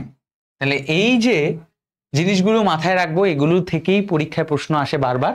আমাদের মাথার মধ্যে এটা খেয়াল রাখতে হবে যাতে এগুলো থেকে প্রশ্ন আসলে আমরা যাতে কোনো প্রশ্ন ভুল না করি। তো আমাদের আগের প্রশ্নটা ছিল কি, ক্রোমোজোম নিত্য কোষ বিভাজনে কোন দশায় দেখা যায়? সেক্ষেত্রে আমরা অ্যান্সার করেছি, এটার অ্যান্সার হচ্ছে প্রোমেটাফেজ। এইবার আমরা নেক্সট প্রশ্ন দেখি। এই যে দেখো, বলতে না বলতে প্রশ্ন চলে এসে ডিউ 2016-17 যে মাইটোসিস কোষ বিভাজনে কোন ধাপে নিউক্লিওলাস বিলুপ্ত ঘটে। দেখো এখানে অপশন হিসেবে প্রোফেজ আছে, মেটাফেজ আছে, অ্যানাফেজ আছে, টেলোফেজ আছে। আমি কি বলেছিলাম যে নিউক্লিয়ার আবরণী নিউক্লিওলাস এই কথাটা যখন উল্লেখ করা থাকবে, তখন আমরা সর্বপ্রথম খেয়াল করব যে সম্পূর্ণ বিলুপ্ত হয় মেটাফেজ এটা আছে কিনা। যদি না থাকে প্রোমেটাফেজ, না থাকলে প্রোফেজ। যেহেতু এটা আছে তার মানে আমাদের এটার অ্যান্সার হবে হচ্ছে মেটাফেজ। দেখো এই যে এখানে আছে। আমরা নেক্সট প্রশ্নে চলে যাই। আমরা নেক্সট প্রশ্ন দেখি সেটা হচ্ছে এই যে অ্যাক্রোসেন্ট্রিক ক্রোমোজোম অ্যানাফেজের কোথায় দেখা যায়। আমরা একটু আগে তোমাদেরকে বললাম যে VLJI, আমরা এর মধ্যে ভি কে বলতেছি মেটাসেন্ট্রিক, যে এল কে এল কে বলছি সাবমেটাসেন্ট্রিক, জে কে বলছি অ্যাক্রোসেন্ট্রিক, আই কে বলছি টেলোসেন্ট্রিক। তো এই জন্য এটার অ্যান্সার কি হবে, যে অ্যাক্রোসেন্ট্রিক ক্রোমোজোমের ক্ষেত্রে এটার অ্যান্সার হবে হচ্ছে জে শেপ ক্রোমোজোম দেখতে পাওয়া যায়। আমাদের কোষ বিভাজনের সর্বশেষ প্রশ্ন, এরপর আমরা টিস্যুতে চলে যাব। সেটা হচ্ছে মায়োসিস কোষ বিভাজন কোথায় হয়। 2013-14 প্রশ্ন এসেছে। মনে রাখবা মায়োসিস কোষ বিভাজন, একমাত্র মায়োসিস কোষ বিভাজন জনন কোষে হয়। কোন কোষে হবে? জনন কোষ। এই জনন কোষ বাদে দেহের যত কোষ আছে সবগুলোতে মাইটোসিস। এখানে যে ফুসফুস, যকৃৎ, অস্থি এগুলো সবই দেহের অংশ। তাহলে একমাত্র বাকি থাকে কি, সেটা হচ্ছে জনন কোষ। তার মানে মায়োসিস কোষ বিভাজন শুধুমাত্র জনন কোষে হয়। আশা করি এই জিনিসটা আমরা মাথার মধ্যে রাখবো, ঠিক আছে। এবার আমরা নেক্সট প্রশ্নে যাব। নেক্সট প্রশ্নটা হচ্ছে টিস্যুতন্ত্র অধ্যায়, অর্থাৎ টিস্যুতন্ত্র অধ্যায়ের মধ্যে আমরা এবার দেখবো যে কোন প্রশ্নটা আমাদের বারবার বেশিরভাগ ক্ষেত্রে পরীক্ষা এসেছে। তো সর্বপ্রথম প্রশ্ন আমরা একটু দেখি, সেটা হচ্ছে যে কোনটি একবীজপত্রী উদ্ভিদের গৌণ বৃদ্ধি ঘটে। আচ্ছা, গৌণ মানে হচ্ছে, জানো একটা কথা মনে রাখবা, এই যে গৌণ শব্দটা উচ্চারণ করা হয়েছে এটার মানে হচ্ছে সেকেন্ডারি বৃদ্ধি, ঠিক আছে, সেকেন্ডারি বৃদ্ধি ঘটে। তো তোমাদের আগের যে বইগুলো ছিল, মানে আগের যখন পুরাতন সংস্কারের সিলেবাসগুলো ছিল, যেটা 14-15 সালের প্রশ্ন, তখন আসলে তোমাদের ওই বইগুলোতে এই প্রশ্নটা উল্লেখ করা ছিল। তো যাই হোক, এটার অ্যান্সারটা আমরা ডিরেক্টলি একটু মনে রাখবো। ড্রাসেনিয়া এটা মূলত সেকেন্ডারি বৃদ্ধি ঘটে থাকে। এখান থেকে আসলে তেমন অন্য কোনো কিছু বলার মতো প্রশ্ন নেই যে ভাইয়া গৌণ বৃদ্ধি মুখ্য বৃদ্ধিকে এরকম আলাদাভাবে পড়া লাগবে না, কারণ বর্তমান সিলেবাসের ক্ষেত্রে তোমাদের এই প্রশ্নটা ওইভাবে আসলে নেই। 2 নম্বর প্রশ্নে চলে যাই, ফ্লোয়েমের কোন উপাদানটি মৃত। তো দেখো এখানে আছে সিবনল, সঙ্গী কোষ, ফ্লোয়েম ফাইবার, ফ্লোয়েম প্যারেনকাইমা। মাথায় রাখবা এই যে ফ্লোয়েমের 4টা টিস্যু অলরেডি বলার আগেই তোমাদের অপশনের মধ্যে দিয়ে দিচ্ছি। এখানে যে অপশনগুলো আছে যে সিবনল, সঙ্গী কোষ, ফ্লোয়েম ফাইবার, ফ্লোয়েম প্যারেনকাইমা, এরা প্রত্যেকেই হচ্ছে ফ্লোয়েম টিস্যুর, ফ্লোয়েম যে ভাজক টিস্যু, মানে আমাদের যে ভাস্কুলার বান্ডেল আছে তার 4টা টিস্যু। কিন্তু এর মধ্যে এই যে সঙ্গী কোষ, তারপরে হচ্ছে ফ্লোয়েম প্যারেনকাইমা এবং সিবনল, এরা প্রত্যেকেই মূলত জীবিত। এরা প্রত্যেকে মূলত কি? জীবিত, ঠিক আছে। তো এখন মূলত একটা জিনিস খেয়াল করে রাখবা, এরা যদি প্রত্যেকে জীবিত হয়, জীবিত, বাকি থাকে কি? তাহলে ফ্লোয়েম ফাইবার। তার মানে অ্যান্সার তো তোমরা বুঝতেই পারতেছো যে এটার অ্যান্সার হচ্ছে ফ্লোয়েম ফাইবার, যেটা হচ্ছে মৃত। মূলত এখান থেকে আরো কিছু কোশ্চেন আসে। এই মৃত ফ্লোয়েম ফাইবারকে আমরা বলে থাকি বাস্ট ফাইবার, এটা মাথায় রাখবা, বাস্ট ফাইবার, ঠিক আছে। এটাকে আমরা কি বলবো? Bast fibre. এমনকি এটাকে আমরা আরেকটা নাম ডেকে থাকি, তার নাম হচ্ছে পাটের আঁশ বা পাটের আঁশ, ঠিক আছে, পাটের আঁশ বলা হয়ে থাকে, প্রণালী আঁশ। তাহলে এই প্রশ্নগুলো আমরা নেক্সট টাইম পেতে পারি, তো সেই হিসাবে তোমাদেরকে আগে থেকে এটা বলে রাখলাম। চলো আমরা নেক্সট প্রশ্ন দেখি, কোনটি জাইলেম টিস্যুর অংশ নয়। ঢাকা বিশ্ববিদ্যালয় 12-13 প্রশ্ন। জাইলেম টিস্যুর মূলত 4টা অংশ থাকে। কয়টা অংশ থাকে? 4টা। 1 নাম্বার যদি আমি জাইলেম টিস্যু বলি, তার মধ্যে একটা হচ্ছে ট্রাকিট, 2 নাম্বার হচ্ছে ভেসেল, ঠিক আছে, 2 নাম্বার কি? ভেসেল। 3 নাম্বার হচ্ছে জাইলেম ফাইবার, আর 4 নাম্বার কথা যদি জিজ্ঞেস করো, তাহলে 4 নাম্বার অ্যান্সার হবে হচ্ছে জাইলেম প্যারেনকাইমা। 4 নাম্বার কি? 4 নাম্বার হচ্ছে জাইলেম প্যারেনকাইমা, এটা মাথায় রাখবো, ঠিক আছে, প্যারেনকাইমা, জাইলেম প্যারেনকাইমা। ওকে, তাহলে এই যে আমাদের প্রশ্নটা আসলো যে কোনটি টিস্যুর অংশ নয়, মানে জাইলেম টিস্যু অংশ নয়। এখানে দেখো ট্রাকিয়া বা কোনটি অংশ নয় বলছে, যে ট্রাকিয়া, তারপরে হচ্ছে তোমার উড ফাইবার, সিবনল। তো এখানে দেখো অ্যান্সার ক্ষেত্রে কিন্তু যদি অপশন যদি ভুল না তুলে থাকে, তাহলে এখানে অ্যান্সার হচ্ছে 2টা হবে, ঠিক আছে। কারণ জাইলেম ফাইবার যেটা, এটাকে আমরা হচ্ছে উড ফাইবার বলে থাকি, যেটাই জাইলেম ফাইবার তার আরেকটা নাম হচ্ছে উড ফাইবার। কিন্তু এখানে সিবনল তো আমরা একটু আগেই পড়েছি, একটু আগের প্রশ্নই ছিল যে সিবনল, সঙ্গী কোষ, ফ্লোয়েম ফাইবার, ফ্লোয়েম প্যারেনকাইমা, এই প্রশ্নগুলো হচ্ছে সব ফ্লোয়েম কোষের। কিন্তু এইখানে কিন্তু এই যে ট্রাকিয়া, এই অপশনটাও কিন্তু আসলে কারোরই না, কারণ এটা না জাইলেমের না ফ্লোয়েমের, এটা শ্বাসনালী বা ট্রাকিয়ার কথা বলা হয়েছে শ্বসন তন্ত্রের অংশ হিসাবে। আর ট্রাকিট তো আছে এখানে জাইলেম ফাইবারের সাথে, দেখতেই পাচ্ছ। তো যদি অপশনটা ভুল না থাকে তাহলে কিন্তু অ্যান্সার এ, সি দুটেই হয়, কারণ ট্রাকিয়া তো আসলে কোনো টিস্যুর মধ্যেই পড়ে না, সিগন্যাল ডিরেক্টলি ফ্লোয়েম টিস্যুকে ইন্ডিকেট করে। এটা আমাদের মাথার মধ্যে রাখবো। আমরা আসলে নেক্সট প্রশ্ন দেখি। পাটের আঁশ কোন জাতীয় টিস্যু? মনে রাখবা পাটের আঁশ এটাকে আমরা যেহেতু বললাম যে পাটের আঁশ হচ্ছে জাইলেম মানে ফ্লোয়েম ফাইবার বলা হয়, এটাকে আমরা কি বলেছিলাম? Phloem fibre. ঠিক আছে, ফ্লোয়েম ফাইবার। পাটের আঁশ যেহেতু ফ্লোয়েম ফাইবার, এটাকে আমরা সেকেন্ডারি ফাইবারও বলে থাকি। এটাকে আমরা কি বলি? সেকেন্ডারি ফাইবারও বলে থাকি। তো এটা আমাদের মাথায় রাখতে হবে যে এই পাটের আঁশের আরেকটা নাম হচ্ছে ফ্লোয়েম ফাইবার বা সেকেন্ডারি ফাইবার। তো এটার ক্ষেত্রে আমরা কোনটা অ্যান্সার দেখাবো? যে পাটের আঁশ কোন জাতীয় টিস্যু? সেটা হচ্ছে সেকেন্ডারি ফ্লোয়েম টিস্যু। এখানে আমরা তো নিশ্চয়ই শীর্ষস্থ ভাজক টিস্যু দিবই না, এটা অবস্থান অনুসারে এখানে পাটের আঁশ নিয়ে কোনো কথা বলে নাই। Primary xylem tissue, secondary xylem tissue, xylem টিস্যুর এখানে অ্যান্সার আসারই কথা না, বাকি থাকে ফ্লোয়েম, তার মানে এটার অ্যান্সার হচ্ছে সেকেন্ডারি ফ্লোয়েম টিস্যু। কারণ সেকেন্ডারি জাইলেম প্রাইমারি জাইলেম এখানে আসবেই না। আর শীর্ষস্থ ভাজক টিস্যু হচ্ছে টিস্যুর বিভাজনের অবস্থানের উপর ভিত্তি করে একটা শ্রেণী বিভাগ করা হয়েছে, সুতরাং এর অ্যান্সার হচ্ছে ডি। সেম প্রশ্নটাই দেখো 2016-17 যেমন এসেছিল, অর্থাৎ পাটের আঁশ কোন জাতীয় টিস্যু, ঠিক সেম প্রশ্নটাই দেখো পাটের আঁশ কোন জাতীয় টিস্যু 2014-15 আসছে। তার মানে আমরা দেখতে পাচ্ছি ঢাকা বিশ্ববিদ্যালয়ের প্রশ্ন সলভ করার ক্ষেত্রে যে একই প্রশ্ন বারবার চাইলে তাদের রিপিট হয়। তাহলে এই যে পাটের আঁশ কোন জাতীয় টিস্যু, এখানে অপশন হিসেবে আছে apical meristem, secondary xylem tissue, primary xylem tissue, secondary phloem tissue. আগের অপশন আর এই অপশনের মধ্যে পুরোপুরি মিল, অর্থাৎ আগের অপশনগুলো বাংলায় ছিল, এবারের অপশনগুলো কি হিসাবে আছে? ইংলিশে আছে। এটা আমাদের মাথার মধ্যে রাখতে হবে। আর সর্বশেষ দেখো মানে এই রিলেটেড টাইপের প্রশ্নগুলোর মধ্যে যে বাস্ট তন্তু বা কোনটি 2021 সম্ভবত 22-এ প্রশ্ন এসেছিল, যে এখানে বা 12-13-তে এসেছিল, 21 বলতে 12-13-তে আসছিল, এটা ভুল লেগছে। একটু আগেই বলেছিলাম পাটের আঁশ বা বাস্ট ফাইবার, এখানে পাট তন্তু, কার্পাস তুলা, শিমুল তুলা, কয়ের অনেক কিছুর উদাহরণ দিচ্ছে। তোমরা বুঝতেই পারছো যে এই বাস্ট হচ্ছে পাটের সাথে সম্পর্কিত, সুতরাং এটার ক্ষেত্রে আমরা অ্যান্সার কি বলবো? যে পাট তন্তুর ক্ষেত্রে এটার অ্যান্সার হবে যে পাটের ফাইবার বা বাস্ট ফাইবার নামে পরিচিত। এবার আমরা নেক্সট প্রশ্নের দিকে চলে যাব, অর্থাৎ আমাদের পরবর্তী প্রশ্ন বলছে উদ্ভিদের রোম অথবা ট্রাইকম কোনটির অংশ? এখানে বলছে ত্বক, অধত্বক, কর্টেক্স, অন্তত্বক। আচ্ছা, এখানে একটু কথা বলি যে মূলত উদ্ভিদের যে টিস্যু তন্ত্র আছে, কি আছে? টিস্যু তন্ত্র। ঠিক আছে, টিস্যু তন্ত্র।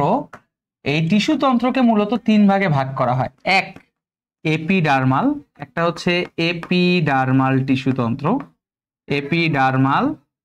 2 নাম্বার হচ্ছে গ্রাউন্ড টিস্যু তন্ত্র, 2 নাম্বার কি? গ্রাউন্ড টিস্যু তন্ত্র। এবং সর্বশেষ 3 নাম্বার হচ্ছে কি বলা হয়? Vascular bundle. এটাকে আমরা কি বলবো? এটাকে আমরা বলবো হচ্ছে ভাস্কুলার বান্ডেল। তো এই যে জিনিসটা দেখতে পাচ্ছ, তো এখানে আমরা অলরেডি ভাস্কুলার বান্ডেলে তো জাইলেম ফ্লোয়েম নিয়ে কথা বলেছি, যেটা আমরা একটু আগে কিছুক্ষণ আগে বললাম যে এর মধ্যে 2টা জিনিস ছিল, আমরা এটা নিয়ে আরো আলোচনা করব। জাইলেম আর এটা হচ্ছে ফ্লোয়েম, 2টা জিনিস কি? ফ্লোয়েম। তো এর মধ্যে একটা কথা মাথায় রাখবা, এই যে আমাদের গ্রাউন্ড টিস্যু তন্ত্র আছে, গ্রাউন্ড টিস্যু তন্ত্রেরও কিন্তু এরকম অনেকগুলো ভাগ আছে। কি আছে? যেমন 1 নাম্বার, আমরা প্রথমে যদি বহিঃস্থলী অঞ্চল বলি, এগুলো তোমাদেরকে ডিটেলসে বলা হবে, কোনো প্রবলেম নাই। বহিঃস্থলী অঞ্চল, বহিঃস্থলী অঞ্চলের মধ্যে আমাদের 1 নম্বরে কি থাকতে পারে? গ্রাউন্ড টিস্যু তন্ত্রের বহিঃস্থলী অঞ্চল। বহিঃস্থলী অঞ্চল বা বাইরের স্থলীর কথা যদি বলো, তাহলে এর মধ্যে থাকবে অধোত্বক। কি থাকবে? অধোত্বক। তারপরে হচ্ছে 2 নাম্বার হচ্ছে মানে কর্টেক্স। কি থাকবে? কর্টেক্স। এবং 3 নাম্বার হচ্ছে তোমার অন্তত্বক থাকবে। কি থাকবে? অন্তত্বক। ঠিক আছে, অন্তত্বক থাকবে, এটা মাথায় রাখবো। আবার অন্তঃস্থলী অঞ্চলের ক্ষেত্রে যদি বলো 2 নাম্বার, অর্থাৎ অন্তঃস্থলী অঞ্চল, এটার ক্ষেত্রে যদি জিজ্ঞেস করো অন্তঃস্থলী অঞ্চল, তাহলে অন্তঃস্থলী অঞ্চলের ক্ষেত্রে মূলত পরিচক্র, পরিচক্র এটা থাকবে। 2 নাম্বার হচ্ছে পরিচক্র তো থাকেই, 2 নাম্বার হচ্ছে তোমার মজ্জা, আর একটা হচ্ছে মজ্জা রশ্মি। মজ্জা আর একটা হচ্ছে মজ্জা রশ্মি। এই জিনিসগুলো মূলত আমাদের কার মধ্যে থাকবে? আমাদের কার মধ্যে থাকবে? গ্রাউন্ড টিস্যু তন্ত্রের মধ্যে থাকবে। এপিডার্মাল, এপিডার্মাল, এই যে ডার্মাল শব্দটা ইউজ করা হয়েছে, এই ডার্মাল শব্দের মানে হচ্ছে, বাংলা মানে যদি জিজ্ঞেস করো তাহলে মানে হচ্ছে ত্বক বুঝায়। এটাকে আমরা কি বুঝাই? ত্বক। এপি মানে হচ্ছে বাইরের ত্বক। এপি মানে কি?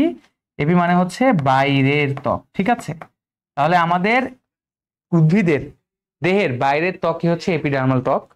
এর মধ্যে অনেক কিছু আছে, যেমন হচ্ছে রোম, তারপরে হচ্ছে ট্রাইকোম, ঠিক আছে, এটাকে আমরা কি বললাম, ট্রাইকোম। রোম থাকে, ট্রাইকোম থাকে। 3 নাম্বার হচ্ছে কোলেটার্স, কি থাকবে, কোলেটার্স, রোম, ট্রাইকোম, কোলেটার্স। তারপরে হচ্ছে এপিডার্মাল উপবৃদ্ধি, উপবৃদ্ধি। তারপরে হচ্ছে তোমার থলি, এই সকল জিনিসগুলো থাকে, থলি, কাটা, এই জিনিসগুলো সবই কার মধ্যে অন্তর্ভুক্ত, এপিডার্মালের মধ্যে, অর্থাৎ বাইরের ত্বকের অন্তর্ভুক্ত। এখন প্রশ্ন বলছে যে উদ্ভিদের রোম বা ট্রাইকোম কোনটির অংশ, তাহলে এই যে দেখো আমাদের এই যে 3টা অপশন আছে, অর্থাৎ অধোত্বক, কর্টেক্স, অন্তঃত্বক, তোমরা এখান থেকে দেখেই বুঝতেই পারতেছো এরা গ্রাউন্ড টিস্যুর অন্তর্ভুক্ত। তাহলে রোম, ট্রাইকোম কার মধ্যে পড়তে পারে, এপিডার্মাল মানে ত্বকের, তার মানে এটার অ্যান্সার হবে হচ্ছে ত্বক, ত্বকীয় টিস্যু তন্ত্রের অন্তর্ভুক্ত হচ্ছে এপিডার্মাল। আশা করি এই জায়গা থেকে এই জিনিসটা ধারণা পেলাম। পরের প্রশ্ন চলো, দেখো সেম কথাই বলা আছে যে রক্ষী কোষ, রক্ষী কোষও কিন্তু এখানে দেখো ত্বক, অধোত্বক, অন্তঃত্বক, পরিচক্র, 15-16 সালের প্রশ্ন। অধোত্বক, ত্বক, অন্তঃত্বক এরা গ্রাউন্ড টিস্যু তন্ত্র, আর রক্ষী কোষ মূলত পাতায় থাকে। এটা কোথায় থাকে, পাতায় থাকে। পাতার রক্ষী কোষ যেটা হচ্ছে অর্ধচন্দ্রাকৃতির রক্ষী কোষ ক্লোরোপ্লাস্ট ধারণ করে, এবং ওর দুটি অর্ধচন্দ্রাকৃতির রক্ষী কোষ তোমার পত্ররন্ধ্র গঠন করে, মানে এটা ত্বক রিলেটেড, তার মানে এটার অ্যান্সার হবে হচ্ছে ত্বক। এটার অ্যান্সার কি হবে, ত্বক। তাহলে বুঝতে পারলাম যে 2টা ত্বক থেকে কিন্তু আমাদের প্রশ্ন আসলো যে কার অংশ কোনটি। চলো আমরা নেক্সট প্রশ্নে চলে যাই, যেটা হচ্ছে ঢাকা বিশ্ববিদ্যালয়ের পরবর্তী প্রশ্ন হচ্ছে 22-23, অর্থাৎ রিসেন্টলি প্রশ্নটা এসেছে যে নিচের কোনটি লেপ্টোসেন্ট্রিক ভাস্কুলার বান্ডেল পাওয়া যায়। তো এখানে দেখতে পাচ্ছি লাইকোপোডিয়াম, টেরিস, লাজেনিলিয়া, এই যে 3টে উদাহরণ দেওয়া আছে এরা মূলত হাইড্রোসেন্ট্রিক। আগে বুঝতে হবে আমাদের লেপ্টোসেন্ট্রিক। মূলত আমরা যখন ভাস্কুলার বান্ডেলকে ভাগ করি, অর্থাৎ জাইলেম টিস্যুর ভিত্তির উপর ভিত্তি করে ভাস্কুলার বান্ডেল, ঠিক আছে, ভাস্কুলার বান্ডেল, এটাকে জাইলেম টিস্যুর উপর গাঠনিকভাবে 3 ভাগে ভাগ করা হয়। কয় ভাগে ভাগ করা হয়, 3 ভাগে। যেমন সর্বপ্রথম একটা ভাগের নাম হচ্ছে সংযুক্ত, সর্বপ্রথম ভাগের নাম কি, সংযুক্ত। এটাকে আবার আমরা 2 ভাগে ভাগ করে থাকি। একটা হচ্ছে, এটা কিন্তু জাইলেম ফ্লোয়েমের অবস্থানের উপর ভিত্তি করে, আবারও বলছি ভাস্কুলার বান্ডেল। একটার নাম হচ্ছে সমপার্শ্বীয়, সমপার্শ্বীয়, ঠিক আছে, সমপার্শ্বীয়। আর আরেকটার নাম হচ্ছে সমদ্বিপার্শ্বীয়। সমপার্শ্বীয়, সমদ্বিপার্শ্বীয় জাইলেম ফ্লোয়েম কিভাবে থাকে সেগুলো ইনশাল্লাহ দেখানো হবে তোমাদের মেইন বেসিক ক্লাসে। আপাতত দেখো এদের থেকে আরো অনেক এমসিকিউ, মানে এই প্রশ্ন থেকে আরো কত এমসিকিউ বের হতে পারে। সমপার্শ্বীয়র আবার 2 ভাগে ভাগ করা হয়। কয় ভাগে, 2 ভাগে। একটা হচ্ছে মুক্ত আর একটা হচ্ছে বদ্ধ। একটা মুক্ত, একটা কি, বদ্ধ, এটা মাথায় রাখবো। সমদ্বিপার্শ্বীয় এরকম কোনো ভাগ নেই। 2 নাম্বার ভাগের কথা যদি বলো এখানে, তাহলে সেটার নাম হচ্ছে অরিও ভাস্কুলার বান্ডেল, অরিও, ঠিক আছে, অরিও ভাস্কুলার বান্ডেল। অরিও ভাস্কুলার বান্ডেলে কোনো প্রকারভেদ নেই। 3 নাম্বারের ক্ষেত্রে, এটার ক্ষেত্রে হচ্ছে কেন্দ্রিক। 3 নাম্বার কি, কেন্দ্রিক, ঠিক আছে, 3 নাম্বার হচ্ছে কেন্দ্রিক, এটা মাথায় রাখবো। তো কেন্দ্রীয় আবার 2টা ভাগ আছে। 2টা ভাগ কি কি, কেন্দ্রিকের 2টা ভাগের মধ্যে একটা ভাগের নাম হচ্ছে জাইলেম কেন্দ্রিক বা হাইড্রোসেন্ট্রিক, জাইলেম কেন্দ্রিক, ঠিক আছে, জাইলেম কেন্দ্রিক বা হাইড্রোসেন্ট্রিক, হাইড্রোসেন্ট্রিক, এটা মাথায় রাখবো, হাইড্রোসেন্ট্রিক। এবং সর্বশেষ এই জায়গার ক্ষেত্রে মূলত ফ্লোয়েম কেন্দ্রিক বা ফ্লোয়েম কেন্দ্রিক বা লেপ্টোসেন্ট্রিক, ফ্লোয়েম কেন্দ্রিক বা এটার আরেকটা নাম হচ্ছে লেপ্টোসেন্ট্রিক, লেপ্টোসেন্ট্রিক, ঠিক আছে, লেপ্টোসেন্ট্রিক, এটা মাথায় রাখতে হবে, লেপ্টোসেন্ট্রিক। ওকে, অরিওর ক্ষেত্রে এরকম কোনো ভাগ নেই। তো একটা জিনিস খেয়াল করো, যখনই আমরা সংযুক্ত বলবো তখন এটার উদাহরণ হচ্ছে কাণ্ড বুঝাবে। কাকে বুঝাবো, কাণ্ড। আর অরিওর ক্ষেত্রে আমরা সবসময় কাকে বুঝাবো, মূল। অরিওর ক্ষেত্রে কাকে বুঝাবো, মূল। কেন্দ্রিকে ওরকম কোনো উদাহরণ নেই। কাণ্ডর ক্ষেত্রে মূলত মুক্ত যারা, তাদের ক্ষেত্রে হচ্ছে দ্বিবীজপত্রী, দ্বিবীজপত্রী এবং সেই সাথে নগ্নবীজী, এই 2টা উদাহরণ হচ্ছে তোমার নগ্নবীজী, ঠিক আছে, নগ্নবীজ যারা তারা হচ্ছে মুক্ত। বদ্ধর ক্ষেত্রে কি হবে, বদ্ধর ক্ষেত্রে একটাই উদাহরণ, তারা হচ্ছে একবীজপত্রী, তার মানে একবীজপত্রী উদ্ভিদের কাণ্ড সব হচ্ছে বদ্ধ সমপার্শ্বীয়। আর সমদ্বিপার্শ্বীয়ের ক্ষেত্রে 3টা উদাহরণ থাকবে, সেটা হচ্ছে কি, লাউ, কুমড়া আর একটা হচ্ছে শশা, লাউ কুমড়া আর একটা কি শশা। তাহলে আমি তোমাদেরকে কি বললাম যে সংযুক্ত সকল উদ্ভিদের কাণ্ড আমরা যদি শ্রেণীবিভাগ করি তার মধ্যে নগ্নবীজি, দ্বিবীজপত্রী আর একবীজপত্রী, এই তিনটা উদ্ভিদ নিয়ে কথা বলবো। কারণ নগ্নবীজি যাদের বীজের আবরণে, আর আবৃত বীজের মধ্যে দ্বিবীজপত্রী একবীজপত্রী। তো দ্বিবীজপত্রী আর নগ্নবীজি হচ্ছে মুক্ত সমপার্শ্বীয়, তাহলে বাকি থাকে একবীজপত্রী, সেটা হচ্ছে বদ্ধ সমপার্শ্বীয়। একবীজপত্রীর মধ্যে লাউ কুমড়া শশা এরা কিন্তু একবীজপত্রী হওয়ার পরেও এরা চলে গেছে সমদ্বিপার্শ্বীয়। আর অরীয় হচ্ছে সকল উদ্ভিদের মূল, এখানে কোনো ডিভিশন নাই, মানে এখানে কোনো এই একবীজপত্রী দ্বিবীজপত্রী এরকম নাই, এরা সবাই হচ্ছে অরীয়। এই যে কেন্দ্রিক, এই কেন্দ্রিকের ক্ষেত্রে একটু ভাগ আছে, যেমন জাইলেম কেন্দ্রিক বা হেড্রোসেন্ট্রিকে মূলত এই তিনটা, অর্থাৎ এই যে বিসিডি দেখতে পাচ্ছ না, লাইপোকন্ডিয়াম, টেরিস, স্নাজেনেলিয়া, এরা মূলত তিনজনই কার উদাহরণ? জাইলেম কেন্দ্রিকের। আর ফ্লোয়েম কেন্দ্রিক যেটা লেপ্টোসেন্ট্রিক, তার উদাহরণ হচ্ছে ড্রাসেনিয়া। এর পাশাপাশি আরেকটা উদাহরণ হচ্ছে ইউকা। এই দুইজন সবাই মিলে এই দুইজন হচ্ছে ফ্লোয়েম কেন্দ্রিকের উদাহরণ। লাইকোপোডিয়াম, টেরিস, স্লাজেনিলিয়া এরা হচ্ছে সবাই জাইলেম কেন্দ্রিক, আর ইউক্কা, ড্রাসেনা, হ্যাঁ এইটা হচ্ছে তোমার মূলত ফ্লোয়েম কেন্দ্রিক। তাহলে এগুলো আমাদের একটু মাথার মধ্যে রাখতে হবে। এবার আমরা চলো নেক্সট প্রশ্নে চলে যাই, আশা করি এখান থেকে তোমরা অনেকগুলো এমসিকিউ পাবা। দেখো আমাদের নেক্সট প্রশ্ন, আমাদের আর দুটি প্রশ্ন আছে, তার মধ্যে এই যে সেম প্রশ্ন আবার 2017-18 আসছে। একটা আগে আসছিল লেপ্টোসেন্ট্রিক, এখন আসছে কোনটি? হেড্রোসেন্ট্রিক ভাস্কুলার বান্ডেল বা জাইলেম কেন্দ্রিক। ঠিক আছে, টেরিস, ড্রাসেনা, নাইফিয়া, সাইনোডন, তোমাদের এই যে লাস্টের দুইটা, এটা নিয়ে তো কোনো কথাই বলিনি, এগুলো কোনো না জাইলেম কেন্দ্রিক না ফ্লোয়েম কেন্দ্রিক, এটা মূলত ফ্লোয়েমের মধ্যে পড়ে। অর্থাৎ এখান থেকে যে বি নাম্বারটা, এটা ফ্লোয়েম কেন্দ্রিকের মধ্যে পড়ে, তাহলে এটা একমাত্র টেরিস, লাইকোপোডিয়াম এবং স্লানোজেনেলিয়া এরা মূলত হচ্ছে জাইলেম কেন্দ্রিকের অন্তর্ভুক্ত, মানে হেড্রোসেন্ট্রিকের অন্তর্ভুক্ত। তো বুঝতে পারতেছো আগের এমসিকিউ এর সাথে এর রিলেশন আছে। সর্বশেষ সমদ্বিপার্শ্বীয় ভাস্কুলার বান্ডেল পাওয়া যায়। আমরা একটু আগে যে ছকটা করেছিলাম সেই ছকের উপর ভিত্তি করেই 2010-11 সালের প্রশ্নটা এসেছে যে সমদ্বিপার্শ্বীয় ভাস্কুলার বান্ডেল, সমদ্বিপার্শ্বীয়। আমরা আবার একটু যদি তোমাদেরকে ওই ডায়াগ্রামে ফিরিয়ে নিয়ে যাই, তাহলে আমরা এই সাইডটাকে আরেকবার যদি একটু ভালো করে দেখাই, যে আমরা এখানে বলছিলাম সমপার্শ্বীয় যারা, তাদের মধ্যে মুক্ত দ্বিবীজপত্রী আর নগ্নবীজি, আর বদ্ধ হচ্ছে একবীজপত্রী। আর সমদ্বিপার্শ্বীর ক্ষেত্রে হচ্ছে লাউ কুমড়া শশা। তো এখানে উদাহরণ হিসাবে কি দিছে দেখো, বলছে দ্বিবীজপত্রী উদ্ভিদের কাণ্ড, একবীজপত্রী উদ্ভিদের কাণ্ড, একবীজপত্রী উদ্ভিদের মূল, দ্বিবীজপত্রী উদ্ভিদের মূল। প্রথম কথা হচ্ছে এইখানে এই যে তোমাদের একবীজপত্রী উদ্ভিদের মূল এবং দ্বিবীজপত্রী উদ্ভিদের মূল, এই মূল টাইপের রিলেটেড কোনো প্রশ্ন এখানে অপশনে থাকবে না, তাহলে বাকি থাকে কি? দ্বিবীজপত্রী, একবীজপত্রী। তো এই যে দ্বিবীজপত্রী এরা কিন্তু কোথায় চলে গেছিল? এরা হচ্ছে সমপার্শ্বীয়র মধ্যে চলে গেছিল, সমপার্শ্বীয়। প্রশ্ন হচ্ছে ভাইয়া আপনি তো একটু আগে বললেন যে একবীজপত্রী, যেটা এই যে একবীজপত্রী উদ্ভিদের কারণে, মানে এখন তো অপশন বি থাকে, এটাই রাইট অ্যান্সার, বুঝতে পারতেছো। কিন্তু তোমরা তো একটা প্রশ্ন বলতে পারো যে ভাইয়া একবীজপত্রী উদ্ভিদের কাণ্ড তো আপনি খালি বলছিলেন সমদ্বিপার্শ্বীয়, মানে আপনার হচ্ছে মেইনলি বদ্ধ সমপার্শ্বীয়, মানে এরাও তো সমপার্শ্বীর মধ্যে পড়ে। দ্বিবীজপত্রী যেমন মুক্ত সমপার্শ্বীর মধ্যে পড়ে, এরা হচ্ছে মুক্ত সমপার্শ্বীর মধ্যে পড়ে, তেমনি একবীজপত্রীর ক্ষেত্রে উদাহরণ হচ্ছে বদ্ধ সমপার্শ্বীর মধ্যে পড়ে। তাহলে তারপরেও কেন আপনি বি অ্যান্সার করলেন? কারণ আমি তোমাদেরকে এই সময় একটা কথা বলেছিলাম, কি বলেছিলাম? যে বদ্ধ সমপার্শ্বীর ক্ষেত্রে একবীজপত্রী উদ্ভিদ হলেও তার মধ্যে যে তিনটা উদ্ভিদ আছে লাউ কুমড়া শশা, এরাও একবীজপত্রী, কিন্তু এরা চলে গেছে সমদ্বিপার্শ্বীর মধ্যে। তাই এই এমসিকিউ এর অ্যান্সার হচ্ছে সর্বশেষ যদি বলি, তাহলে এই এমসিকিউ এর অ্যান্সার হচ্ছে একবীজপত্রী উদ্ভিদের কাণ্ড। আশা করি আমাদের এই অনলাইন ক্লাসের মাধ্যমে, এই master class record target due এর ক্লাসের মাধ্যমে তোমরা বুঝতে পারলা যে কি কি এমসিকিউ অধ্যায়ের কোন কোন অংশ থেকে সবচেয়ে বেশি আসে, কোন জায়গাটাকে বেশি করে ফোকাস দিতে হবে, এক্সেট্রা এক্সেট্রা। আশা করি তোমাদের সাথে পরবর্তী আরেকটা ক্লাসে হয়তো বা দেখা হবে। সেই পর্যন্ত ভালো থাকো, সুস্থ থাকো, আল্লাহ হাফেজ, সবার জন্য শুভকামনা। আসসালামু আলাইকুম।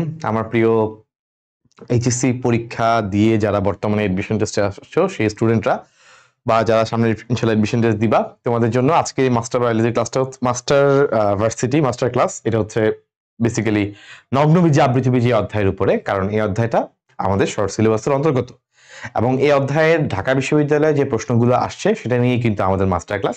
সো এই ক্লাসটা খুব বেশি লেন্দি হবে না, এটা জাস্ট তোমাকে একটা আইডিয়া দেওয়া, এই অধ্যায়ের প্রশ্নগুলো সলভ করে দেওয়া এবং একই সাথে এই অধ্যায় থেকে কি কি প্রশ্ন আসতে পারে এটা একটা গ্রস ধারণা পাওয়া, যে আমরা বুঝতে পারবো এখান থেকে কি ধরনের প্রশ্ন আসে, জাস্ট ওইটার জন্য ভাইয়া, ঠিক আছে। এবং একই সাথে ধরো প্রশ্ন ব্যাংকটা সলভ হয়ে গেল ঢাকা ভার্সিটির, দুইটা মোটামুটি ভালো ক্রাইটেরিয়া আছে এখানে। সো দুইটা তুমি মোটামুটি ডেপথ তুমি মোটামুটি ফিল আপ করতে পারলে ইনশাল্লাহ তোমার হয়ে যাবে। সো চলে আসি ভাই আমরা পরে আমাদের প্রথম এমসিকিউ নগ্নবীজি আবৃতবীজিতে বলছে জিমনোস্পার্ম যে ধরনের শস্য পাওয়া যায়। ভাই জিমনোস্পার্ম মানে হচ্ছে নগ্নবীজি উদ্ভিদ। জিমনোস্পার্ম মানে কি? জিমনোস্পার্ম মানে হচ্ছে ভাইয়া নগ্নবীজি উদ্ভিদ। নগ্নবীজি উদ্ভিদ ভাইয়া খেয়াল করে দেখো, শস্য মনে রাখবা, আমরা নর্মালি আম জাম কাঁঠাল লিচু যে সকল গাছ দেখি ওরা সবাই হলো আবৃতবীজি উদ্ভিদ। তো একটা কাহিনী আছে, সেটা হচ্ছে দ্বি-নিষেক। আমি এখন দ্বি-নিষেকের ব্যাখ্যা যাচ্ছি না, এটা একাডেমিক পড়াশোনা। বাট শব্দটা তোমরা শুনে রাখো, শব্দটা হচ্ছে দ্বি-নিষেক অর্থাৎ ডাবল নিষেক। ডাবল নিষেক, শুক্রাণু ডিম্বাণু যে মিলন হয় এটা তো এক ধরনের নিষেক। Very good. এটা ছাড়াও যে আরেকটা নিষেক তাকে বলা হয় দ্বি-নিষেক। আরেকটা নিষেক সেটা হচ্ছে এই শস্য তৈরি হওয়ার সময়। তো দ্বি-নিষেক ঘটে আবৃতবীজি উদ্ভিদে, যে কারণে আবৃতবীজি উদ্ভিদের যে শস্য সেটা হয় ট্রিপ্লয়েড। ঠিক আছে, কিন্তু নগ্নবীজি উদ্ভিদের দ্বি-নিষেক হয় না, তো সে সিঙ্গেলে থেকে যায়। কি হচ্ছে হ্যাপ্লয়েড। শস্যটা কেমন হয়? হ্যাপ্লয়েড, কারণ সে সিঙ্গেল। সো আমাদের জিমনোস্পার্ম মানে নগ্নবীজি উদ্ভিদ, পরীক্ষায় এটাও আসতে পারে যে আবৃতবীজি উদ্ভিদে কি হয়। ঠিক আছে, তাহলে নগ্নবীজি উদ্ভিদের শস্য হচ্ছে হ্যাপ্লয়েড। সো আমাদের অ্যান্সার হচ্ছে এ। তাহলে নগ্নবীজি উদ্ভিদের শস্য কেমন ভাইয়া? শস্য হচ্ছে হ্যাপ্লয়েড। চলে আসে দেখি পরেরটাতে। নিচে কোনটিতে কোরালয়েড মূল পাওয়া যায়? ভাইয়া কোরালয়েড মূল কথাটা মানে দেখো, আমরা জানি তোমরা পড়ছো যে সাইকাস যে আছে না, সাইকাসের কিন্তু প্রথমে একটা প্রধান মূল থাকে, থাকে না যেমন থাকে, কিন্তু সেটা খুবই অল্প সময় ধরে থাকে, খুবই অল্প সময়। পরবর্তী দেখা যায় এখানে বিভিন্ন ব্যাকটেরিয়া, বিভিন্ন সায়ানো ব্যাকটেরিয়া, হ্যাঁ পড়াবো সবগুলো ক্লাসের মধ্যে ইনশাল্লাহ, যেমন নস্টক, অ্যানাবেনাম, এরকম বিভিন্ন সায়ানো ব্যাকটেরিয়া এসে এই মূলটাকে পুরা মূলের মধ্যে বসবাস করা শুরু করে, এবং তখন আর প্রধান মূল থাকে না, এটা পুরো শাখা প্রশাখা বিশিষ্ট একটা কোরালের মতো দেখায়, সামুদ্রিক কোরালের মতো। এই জন্য তাকে বলা হয় কোরালয়েড মূল। ঠিক আছে, একটু মানে সামুদ্রিক কোরাল যেরকম একটু অ্যাব্রো থ্যাব্রো টাইপ না, এরকম টাইপ হয় সহজ কথা। তো এটা উত্তর হচ্ছে সাইকাস। তাহলে কোরালয়েড মূল কোনটা? আমরা পাবো সাইকাসের মধ্যে। এবং কেন? কারণ এখানে ব্যাকটেরিয়া, সায়ানো ব্যাকটেরিয়া এগুলো এসে আস্তে আস্তে বসবাস করা শুরু করে, আর প্রধান মূলটা অল্প সময় পরেই নষ্ট হয়ে যায়। তো এটা কিন্তু ঢাকা ইউনিভার্সিটির প্রশ্ন, খুব রিসেন্ট প্রশ্ন। কোন উদ্ভিদের শুক্রাণু সর্ববৃহৎ? মনে রাখবা সাইকাস কিন্তু এই জন্য আমরা বেশি ইম্পর্টেন্স দিয়ে পড়ি, সাইকাসের শুক্রাণু সবচেয়ে বড় এবং সবচেয়ে বেশি, অনেক বেশি, সবচেয়ে বেশি না অ্যাকচুয়ালি, মানে অনেক ফ্লাজেলা যুক্ত, বা আমার কথাটা এভাবে বলা হয় যে সাইকাসের শুক্রাণু হচ্ছে বহু ফ্লাজেলা যুক্ত। সাইকাসের শুক্রাণু হচ্ছে বহু ফ্লাজেলা যুক্ত এবং উদ্ভিদকুলের মধ্যে সর্ববৃহৎ। উদ্ভিদকুলের মধ্যে সর্ববৃহৎ। সূত্র হচ্ছে আমাদের সাইকাস, এই যে সাইকাস। তাহলে সাইকাসের শুক্রাণু কিন্তু সবচেয়ে বড় এবং বহু ফ্লাজেলা, অনেকগুলো ফ্লাজেলা। সো ফ্লাজেলা থাকার কারণে এরা চলতে পারে, সচল হয়। তাহলে বহু ফ্লাজেলা যুক্ত হওয়ার কারণে ভাই এরা কেমন হয়? এটা হচ্ছে সচল হয়, এটা হচ্ছে কথা। আচ্ছা চলে আসি দেখো, নিচে কোন সপুষ্পক উদ্ভিদটিতে আর্কিগোনিয়াম পাওয়া যায়? আচ্ছা আর্কিগোনিয়াম ভাইয়া, আর্কিগোনিয়াম মনে রাখবা এটা কিন্তু নগ্নবীজি উদ্ভিদের মধ্যে সাইকাসের একটা আদি বৈশিষ্ট্য। সাইকাসের একটা আদি বৈশিষ্ট্য। ঠিক আছে, তো এখানে দেখো আমাদের বলছে যে কোনটাতে আর্কিগোনিয়াম পাওয়া যায়, আমাদের উত্তর কি হবে? সাইকাস, কারণ এটা হচ্ছে একটা আদি বৈশিষ্ট্য। মনে রাখবা আর্কিগোনিয়াম হচ্ছে একটা আদি বৈশিষ্ট্য, প্রাচীন বৈশিষ্ট্য। আসলে নতুন নতুন যে আবৃতবীজি উদ্ভিদ যেগুলো আছে এদের মধ্যে কিন্তু এরকম ভাবে আর্কিগোনিয়াম পাওয়া যায় না। আর্কিগোনিয়াম যেটা আছে এটা থেকে কিন্তু পরবর্তী সময় তোমরা পড়ছো না যে পুংজননাঙ্গ, স্ত্রীজননাঙ্গ, তাই না? পুংকেশর, স্ত্রীকেশর, উদ্ভিদের বেলায় তো পুংকেশর, স্ত্রীকেশর। সো এই আর্কিগোনিয়াম থেকেই কিন্তু পরবর্তীতে স্ত্রীকেশরের কাহিনীটা আসে। তাহলে আর্কিগোনিয়াম একটা মধ্যবর্তী স্টেপ হিসেবে কাজ করে, একটা আদি বৈশিষ্ট্য, কারণ মধ্যবর্তী স্টেপ থাকাটা এটা বর্তমান সময় হয় না, বর্তমান সময় ডিরেক্ট কাহিনী। সো এই যে আর্কিগোনিয়ামটা হচ্ছে অবশ্যই একটা আদি বৈশিষ্ট্য এবং এটা কার আছে? সাইকাসের। এগুলো একটা চ্যাপ্টারের মেইন এমসিকিউ, একবারে আছে না চ্যাপ্টার একটা মূল এমসিকিউ এরকম টাইপের। নিচে কোনটিকে জীবন্ত জীবাশ্ম বলা হয়? সবাই পারে সাইকাস, এটা নিয়ে আমার মনে হয় কোনো নেক্সট কোনো প্রশ্ন করা উচিত না। অপশন গুলো আসে নাই, বুঝছো? তো ধরে নাও এটা হচ্ছে অপশন বি তে আছে সাইকাস, কারণ বাকি অপশনের দিকে তোমার তাকানোর প্রয়োজন নাই, কারণ জীবন্ত জীবাশ্ম একদম ফিক্সড করা সাইকাস, এটা নিয়ে কোনো সন্দেহ নাই। ঠিক আছে ভাই? আচ্ছা, নিয়ত বর্ধনশীল মঞ্জুরি দণ্ডযুক্ত পুষ্প মঞ্জুরি দেখা যায় কোন উদ্ভিদে? খুব সুন্দর একটা প্রশ্ন করছে। তো ভাইয়া নিয়ত বর্ধনশীল মানে একটা ফিক্সড একটা রেট আছে, এটার পরে আর এটা বড় হয় না, এটাকে আমরা বলি হচ্ছে সাইমোস। কি বলি? সাইমোস, যারা নিয়ত বর্ধনশীল। আর যারা নিয়ত না হয়ে অনিয়ত বর্ধনশীল, মানে লম্বা হয়ে থাকে, কোন এই বড় বাড়তে থাকে, যারা অনিয়ত বর্ধনশীল সে হচ্ছে রেসিমোস। সে কি? সে হচ্ছে রেসিমোস। তাহলে একটা হচ্ছে সাইমোস, একটা রেসিমোস। এখন রেসিমোসের মধ্যে রেসিম, স্পাইক, স্পাইকলেট 3টা ভাগ আছে। এগুলো ইনশাআল্লাহ তোমাকে ডিটেলস ক্লাসে ইনশাআল্লাহ পড়ানো হবে। এই রজনীগন্ধা, সরিষা, ধান এরা সবাই হচ্ছে এটার মধ্যে পড়ে, ঠিক আছে। আর জবা, যেটা জবা ফুল হচ্ছে সাইমোস। কারণ তোমরা জানো এই অধ্যায়ে ধান এবং জবা আছে। সো এই ধান এবং জবা তোমার মাস্ট পারা লাগবে, তুমি অন্য কিছু পারো না পারো। এই ধান হচ্ছে এই রেসিমোসের মধ্যেই, নাম হলো স্পাইকলেট, নাম হলো স্পাইকলেট, ঠিক আছে। আচ্ছা, তো জবা হচ্ছে আমাদের এখানে সাইমোসের উদাহরণ। তো আমার সাইমোস মানে হচ্ছে ভাইয়া নিয়ত বর্ধনশীল, ঠিক আছে। অর্থাৎ একটা নির্দিষ্ট পার্টিকুলার টাইমে গিয়ে তারা সামনের দিকে বর্ধন হবে না, বড় হবে না, সে অনিয়ত মানে বর্ধন হইতে থাকে। দেখবা রজনীগন্ধার স্টিক দেখলে দেখবা সামনে ছোট ছোট রজনীগন্ধা ফুল আছে, অর্থাৎ এটা একসময় আবার হয়তো বা এরকম একটা কনসেপ্ট। কিন্তু ওই সামনে দিয়ে ফুল হতে হতে অনেক সময় লাগতো, পিছনে আবার ফুল নষ্ট হয়ে যেত। এই জন্য আসলে ডাঁটটা ছিঁড়ে নিয়ে আসা হয়, বুঝতে পারছো ভাইয়া? ওকে, পরেরটা দেখি কোনটিতে গাত্রীয় অমরবিন্যাস পাওয়া যায়। আচ্ছা, এখন মজার বিষয় হচ্ছে এই ধরনের প্রশ্ন যদি পরীক্ষা আসে, মোটামুটি সবাইকে একটু ঝামেলা পোহাইতে হয়। কেন? কারণ আমরা বেসিক্যালি এগুলার এই সকল অমরবিন্যাসের উদাহরণ আমরা মেডিকেল বলি, ভার্সিটি বলি, প্রত্যেকটা ভর্তি পরীক্ষার জন্য একবার 5 স্টার ইম্পর্টেন্ট প্রত্যেকটা উদাহরণ। কিন্তু ঢাকা বিশ্ববিদ্যালয়ে প্রশ্নপত্র অ্যানালাইসিস করলে দেখা যায় এখানে এই যে উদাহরণগুলো আসে ভাইয়া, এখানে প্রত্যেকটা তোমার বৈজ্ঞানিক নাম পড়া লাগে, প্রত্যেকটা উদাহরণের বৈজ্ঞানিক নাম পড়া লাগবে। এটাই হচ্ছে ঢাকা ভার্সিটির একটা স্পেশালিটি। কারণ এই প্রশ্নপত্র অ্যানালাইসিস করতে গিয়ে এটাই পাওয়া গেছে ঢাকা ভার্সিটির মধ্যে বৈজ্ঞানিক নাম আসে। বাকি বিভিন্ন জায়গায় ধরো বাংলা নামটা পড়লে হয়। যেমন ধরো গাত্রীয় অমরবিন্যাস কোথায় পাওয়া যায়, তোমাদের বইয়ের মধ্যে লেখা আছে শাপলা, পদ্ম, কি সুন্দর সুন্দর নাম, তাই না? আমরা ফুলগুলা কি সুন্দর করে টেকনিক দিয়েও পড়ি যে শাপলা, পদ্ম, এগুলোর মধ্যে হচ্ছে গাত্রীয় অমরবিন্যাস পাওয়া যায়। কিন্তু এখানে অপশনগুলো দেখো বৈজ্ঞানিক নাম দেওয়া। সো এই জন্য তোমাকে ইনশাল্লাহ ক্লাসের মধ্যে এগুলো মুখস্থ করতে হবে এবং মুখস্থ করার টেকনিক দেওয়া হবে ইনশাল্লাহ। হ্যাঁ, আমি আশা করি আমি যখন এই অধ্যায়টা নিব, যদি নেওয়ার সুযোগ থাকে আমার, আমি যদি ইনশাল্লাহ নেই, তাহলে আমি অবশ্যই টেকনিক দিয়ে তোমাকে বৈজ্ঞানিক নামগুলো পড়ানোর চেষ্টা করাবো। সো এই যে নিলম্ব, নুসিফেরা, এটা হচ্ছে পদ্ম, এটা হচ্ছে আমাদের গাত্রীয় অমরবিন্যাস। সো এটা অ্যাকচুয়ালি তোমার যদি বৈজ্ঞানিক নাম পড়া না থাকে তুমি পারবা না। অরাজাসিটি বা ধান তুমি পারো, কিছু কিছু সহজ অপশন থাকবে যে অপশনগুলো তুমি বাদ দিতে পারবা। কিন্তু তুমি যদি বৈজ্ঞানিক নাম একবারেই না পারো, তুমি যদি নাই জানো, তাহলে আসলে ওই কাটছাট করে দিতে পারবে না, ওইটার সুযোগ থাকে না। সেই জন্য ঢাকা ভার্সিটির জন্য অবশ্যই বৈজ্ঞানিক নামগুলা পড়া লাগে, কারণ 1-2টা প্রশ্ন বৈজ্ঞানিক নাম থেকে ইউজুয়ালি কমনলি চলে আসে। আচ্ছা, আরেকটা দেখো খুব সুন্দরভাবে লিখছে, কিউকিমিস সেটিভাস এর প্লাসেন্টেশন কোন প্রকৃতির। আমি তোমাকে বলেছিলাম এই যে এখানে বেজাল, শীর্ষক, একপ্রান্তীয়, প্যারাইটাল লেখা আছে না, এখানে যদি জাস্ট তোমার যদি এটা না বলে লাউ, শশা এভাবে বলতো আমরা বুঝে যেতাম, কিন্তু এখানে বৈজ্ঞানিক নাম দিয়ে দিছে, এটাই হচ্ছে ফ্যাক্টর। সো আমরা কিন্তু এগুলার প্রত্যেকটারই উদাহরণ পড়বো, কিন্তু বৈজ্ঞানিক নামটা আমাদেরকে অবশ্যই এক্সট্রা ভাবে মুখস্থ করতে হবে। আমার কথা কি ভাইয়া বুঝা গেছে? আচ্ছা, বুঝা গেল ইনশাল্লাহ, খুবই ভালো। হ্যাঁ, ঠিক আছে, গুড। আচ্ছা, যেটা বললাম সেটা হচ্ছে আমাদের লাউ, শশা এগুলো যারা আছে, তো এটা হচ্ছে শশা। শশা হচ্ছে নর্মালি প্যারাইটাল। তো এটা আমি তোমাকে টেকনিক দিয়ে পড়াই। প্যারাইটাল মানে হচ্ছে লাশ, লাশ মানে হচ্ছে লাউ এবং শশা। তো যেহেতু শশা বৈজ্ঞানিক নাম আছে, তো আমি এখন আর টেকনিক হিসেবে যাচ্ছি না, এগুলো ইনশাল্লাহ তোমাকে আমাদের ডিটেলস ক্লাসেই হয়তো ইনশাল্লাহ পড়ানো হবে। নিচের কোনটিতে ইমব্রিকেট পুষ্পপত্র বিন্যাস দেখা যায়? দেখছো ভাই, আমি এটা টেকনিক দিয়ে পড়াই, ইমরুল কায়েস, কালকাসুন্দা, সরিষা এভাবে পড়াই। যাই হোক, তোমাদের এখানে অপশনগুলো তোমাদের তাকাইতে হবে।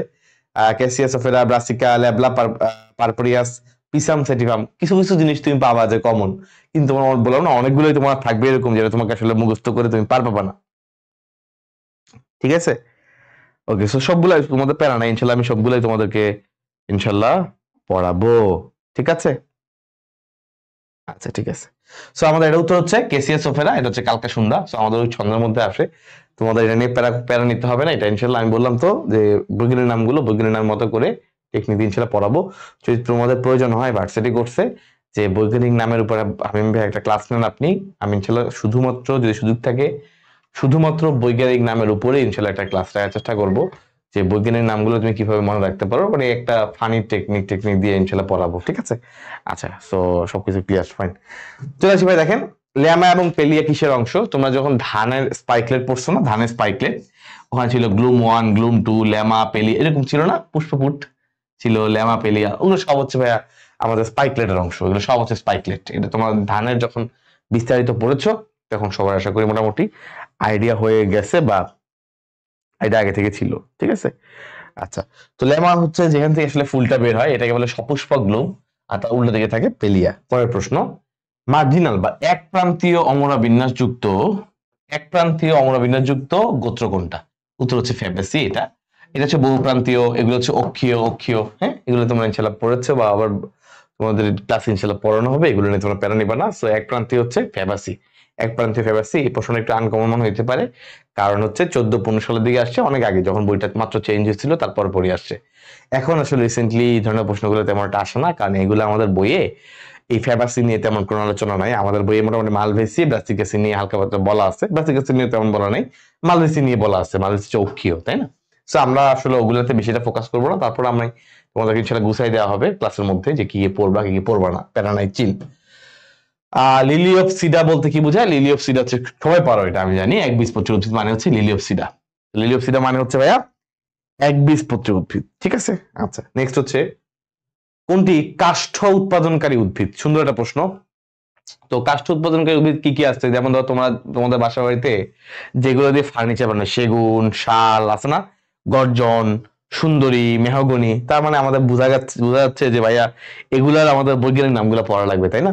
আচ্ছা, তো এখানে এই চারটার মধ্যে এইটা হচ্ছে গর্জনের বৈজ্ঞানিক নাম, গর্জন। তাহলে গর্জন দিয়ে তো আমরা ওই যে কাঠ পাই, কাঠ থেকে আবার বিভিন্ন ফার্নিচার বানাই। তো এখানে উত্তর হচ্ছে গর্জন, ঠিক আছে? গর্জন। তো কাষ্ঠ উৎপাদন কিন্তু এই যে তোমার সেগুন টেগুন যারা আছে, শরিয়ার অবস্থা, হ্যাঁ, এরকম প্রত্যেকটা বৈজ্ঞানিক নামই তোমার জানা লাগবে। সো বৈজ্ঞানিক নাম থেকে প্রশ্ন। ভাই খেয়াল করে দেখতে পাচ্ছ, ম্যাক্সিমাম প্রশ্ন কিন্তু তোমাকে বৈজ্ঞানিক নাম টাচ করা লাগতেছে। আমার কথা ঠিক কিনা? ম্যাক্সিমাম নামে তোমার বৈজ্ঞানিক নাম টাচ করা লাগতেছে, রাইট? আচ্ছা, এবার যে রেফিনাস সেটিভাস কোন গোত্র অন্তর্ভুক্ত? এটা নিয়ে প্যারা নিবা না, কারণ এটা 2010-11 সালে ছিল, ওটা আগের বই। এই বইয়ে তোমাদের এই তথ্যগুলো নাই, ঠিক আছে? তো তারপরে উত্তরটা ভাই বলে দিচ্ছি, ক্রুসিফেরা। বাট তোমার ওই যে আগের বই থাকার কারণে এটা নিয়ে তোমার পড়া লাগবে না, জাস্ট একবার দেখে রাখছো, গুড। পোয়াসি গোত্রের উদ্ভিদের ফলকে কি বলে? পোয়াসি, মালভেসি ইনশাল্লাহ একদম আলাদা করে পড়াবো, পার্থক্য করে পড়াবো, তো একদম পানি হয়ে যাবে। পোয়াসি গোত্রের ফলকে বলা হয় কেরিওপসিস, ঠিক আছে? কেরিওপসিস। বেরি হচ্ছে টক, ইনশাল্লাহ পড়াবো। যদি আমি ইনশাল্লাহ অধ্যায়টা পড়াই, সুন্দর স্লাইড দিয়ে পড়াবো, ঠিক আছে? প্যারা নাই। সর্বমুখ পরাগধানী, পালকের ন্যায় গর্ভমুণ্ড, কেরিওপসিস ফল কোন গোত্রের শনাক্তের বৈশিষ্ট্য? আমাদের এই অধ্যায়ের মানে আছে না যে কিছু প্রশ্ন যে ভাই আপনি বলে দেন যেখান থেকে প্রশ্ন আসবে, তার মধ্যে এইটা হচ্ছে শনাক্তকারী বৈশিষ্ট্য। কারণ ঢাকা ভার্সিটি রিটেনে এটা আসে, তো তখন তোমার 5টা পয়েন্ট মুখস্থ করতেই হয়। এগুলো হচ্ছে আমি তোমাকে মাত্র পড়ে আসলাম। কেরিওপসিস ফল হচ্ছে পোয়াসি। তাহলে পালকের ন্যায় গর্ভমুণ্ড, সর্বমুখ পরাগধানী, ভেরি ভেরি ভেরি ইম্পর্টেন্ট, প্রত্যেকটাই ভেরি ইম্পর্টেন্ট। প্রত্যেকটা যে কোনো একটা এমসিকিউ দিয়ে পরীক্ষায় প্রশ্ন চলে আসতে পারে। এখানে 3টা একসাথে বলছে, ভালো করছে। আচ্ছা, কোন উদ্ভিদের পাপড়িতে 2টা লডিকিউল থাকে? এটা একটা সুন্দর প্রশ্ন। অ্যাকচুয়ালি ধান, গম, ভুট্টা যারা আছে ওদের আসলে তোমার লডিকিউল থাকে। এখানে ধান, গম, ভুট্টা, এই যে লডিকিউল, এই যে জিয়ামাইস হচ্ছে ভুট্টা, জিয়ামাইস মানে হচ্ছে ভুট্টা। তাহলে ভাই দেখতে পাচ্ছ এখানে বৈজ্ঞানিক নাম। তুমি বৈজ্ঞানিক নাম পড়া ছাড়া তুমি অধ্যায় পার পাবা না। তাহলে এই অধ্যায় শেষে আমরা কয়েকটা জিনিস তোমাকে দেখো ভাই ফোকাস করতে চাই। নাম্বার 1, এদের এমসিকিউ শেষ না, একটু এমসিকিউ আছে, শেষ করে নেই। মালভেসি গোত্রের পুংস্তবকের গঠন কি? মালভেসি গোত্রের পুংস্তবকে যারা আছে এরা তোমার আসলে একটা গুচ্ছে থাকে, অনেকগুলো থাকে পুংকেশর, কিন্তু পুংকেশর গুলো সবগুলো একটা গুচ্ছ আকারে স্তবক তৈরি করে। তাহলে পুংস্তবকটা হচ্ছে এক গুচ্ছক, এই যে এক গুচ্ছক, ঠিক আছে? এগুলো ইম্পর্টেন্ট। আসতেছি আবার, বৃক্কাকার পরাগধানী কোথায় পাওয়া যায়? বৃক্কাকার পরাগধানী পাওয়া যায় মালভেসিতে, ভেরি ইম্পর্টেন্ট। আর পোয়াসির মধ্যে পাওয়া যায়, ধান, গম, ভুট্টা যারা ওদের মধ্যে পাওয়া যায় সর্বমুখ পরাগধানী, একটু আগে দেখে আসছি। আচ্ছা, তাহলে কি বললাম ভাইয়া, যে পোয়াসির মধ্যে কি পাওয়া যায়? পোয়াসির মধ্যে পাওয়া যায় সর্বমুখ পরাগধানী, ধান, গম, ভুট্টার মধ্যে এখানে আমাদের মালভেসি। সয়াবিন তেলের উৎস কি ভাইয়া? সয়াবিন তেল, আচ্ছা, তাহলে সয়াবিন তেলের উৎস কি? আমরা দেখো এটাও তোমাকে আসলে পড়া লাগবে না এখন এসে, কারণ এটা 11-12 সালে বই আছে, বর্তমান বই আসলে এটা নাই। তো এই জন্য আমি এটা নিয়ে তোমাকে প্যারা দেবো না। গ্লাইসিন ম্যাক্স হচ্ছে উত্তর, উত্তরটা জেনে রাখো। বৈজ্ঞানিক নাম আমারও দেখা লাগে, কারণ আমারও তো এত বৈজ্ঞানিক নাম মুখস্থ থাকে না, যেগুলো মোস্ট ইম্পর্টেন্ট দেখা গেছে ওগুলো আমার মনে থাকে, কিন্তু আরো অনেক কিছুর জন্য হচ্ছে আমাদেরকে এক্সট্রা বৈজ্ঞানিক নামের সাহায্য নিতে হয়, ঠিক আছে? কাটে যায়। আর আমার রাগ না একটু। হ্যালো মাই ডিয়ার স্টুডেন্টস, আমি একটু শেষ করে দিচ্ছি। তোমরা কি জানো মাস্টার ক্লাসের প্রবক্তাকে আমি, এবং আমার জন্য তোমরা আবরার ভাইয়ের মাস্টার ক্লাস পাচ্ছ, থ্যাঙ্কস টু মি। এটা একটু দিস। এখন না, আমি এটা দিবি কি? না কেন, আসলেই তো প্রবর্তক আমি এখানে। তাহলে 3 মিনিট পরে আসেন, আমি জাস্ট এটা গুছাবো, তখন আপনি আসেন। এটা পুরো আনপ্ল্যান্ড আছে। ভাই নিয়ে না কেন? আচ্ছা নেন। ওকে, তাহলে ভাইয়া আমরা অ্যাকচুয়ালি এই মালভেসি গোত্র, পোয়াসি গোত্র এখান থেকে এই অধ্যায়টা শেষ করার পরে আমরা দেখো কিছু বিষয়ে আমরা মোটামুটি ফিক্সড হতে পেরেছি যে ভাইয়া এখানে আমাদের অবশ্যই বৈজ্ঞানিক নাম পড়তে হবে, বৈজ্ঞানিক নাম পড়া ছাড়া কোনো বিকল্প নাই, রাইট? এটা আমরা একদম ফিক্সড হয়ে গেলাম। আর যেগুলো একদম কমন এমসিকিউ, একদম কমন এমসিকিউ, স্পেশালি যে কোনো একটা গোত্রের মালভেসি হোক, পোয়াসি হোক, সাইকাস হোক, যেটাই তুমি বলো, অন্নবীজ আবৃত্তি যেটাই বলো, প্রত্যেকটারই আসলে প্রত্যেকটার বৈশিষ্ট্যগুলো ভেরি ইম্পর্টেন্ট। অ্যাকচুয়ালি প্রশ্ন এখান থেকে আসে। তো উদাহরণ আসলে আমরা গদবাধা উদাহরণ পড়বো, ঠিক আছে, ভালো কথা, কারণ বাংলা যে আসবে না সেটা তো কখনো বলে নাই। পাশাপাশি আমরা অবশ্যই প্রত্যেকটা বৈজ্ঞানিক নাম পড়বো, আর প্রত্যেকটা টপিকে আমরা বৈশিষ্ট্য পড়বো, কারণ এই অধ্যায়ের প্রশ্নগুলা বৈশিষ্ট্য থেকেই আসে ম্যাক্সিমাম প্রশ্ন, ঠিক আছে? সো এটা হচ্ছে আমাদের এই অধ্যায়ের ফান্ডামেন্টস বা জিস্ট কথা। আশা করি এই মাস্টার ক্লাসটা তোমাকে একটা প্রশ্নপত্র সম্পর্কে ধারণা দেওয়ার জন্য কাজে লেগেছে। সবাই অবশ্যই ইনশাল্লাহ মেইন বই ভালো করে পড়বা, আর আমাদের যে ক্লাস থাকবে ডিটেলসে ক্লাস, ওটা ইনশাল্লাহ অবশ্যই করার চেষ্টা করবা। এর মাধ্যমে তোমার পড়াশোনাটা আরো অনেক শক্ত হবে, মজবুত হবে ইনশাল্লাহ। টাটা, আল্লাহ হাফেজ, আসসালামু আলাইকুম।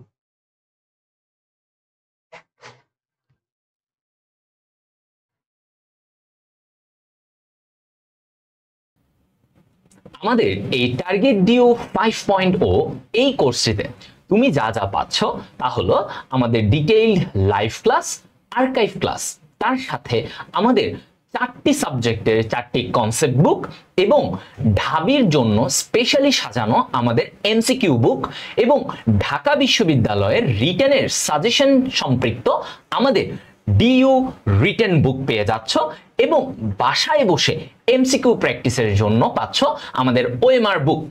একই সাথে তোমার যে কোনো ডাউট সলভের জন্য থাকছে আমাদের টার্গেট ডিউ ডাউট সলভার এবং তার পাশাপাশি আমাদের এই লিজেন্ডারি টিচার প্যানেল তোমার ক্লাস নিতে সর্বক্ষণ প্রস্তুত। তুমি যে কোনো সময় আমাদের এই ভার্সিটি 1250 অর্থাৎ ভার্সিটি 1250 এই প্রোমো কোডটি ব্যবহার করে তুমি আমাদের টার্গেট ডিউ কোর্সে ডিসকাউন্ট অর্জন করে নিতে পারো।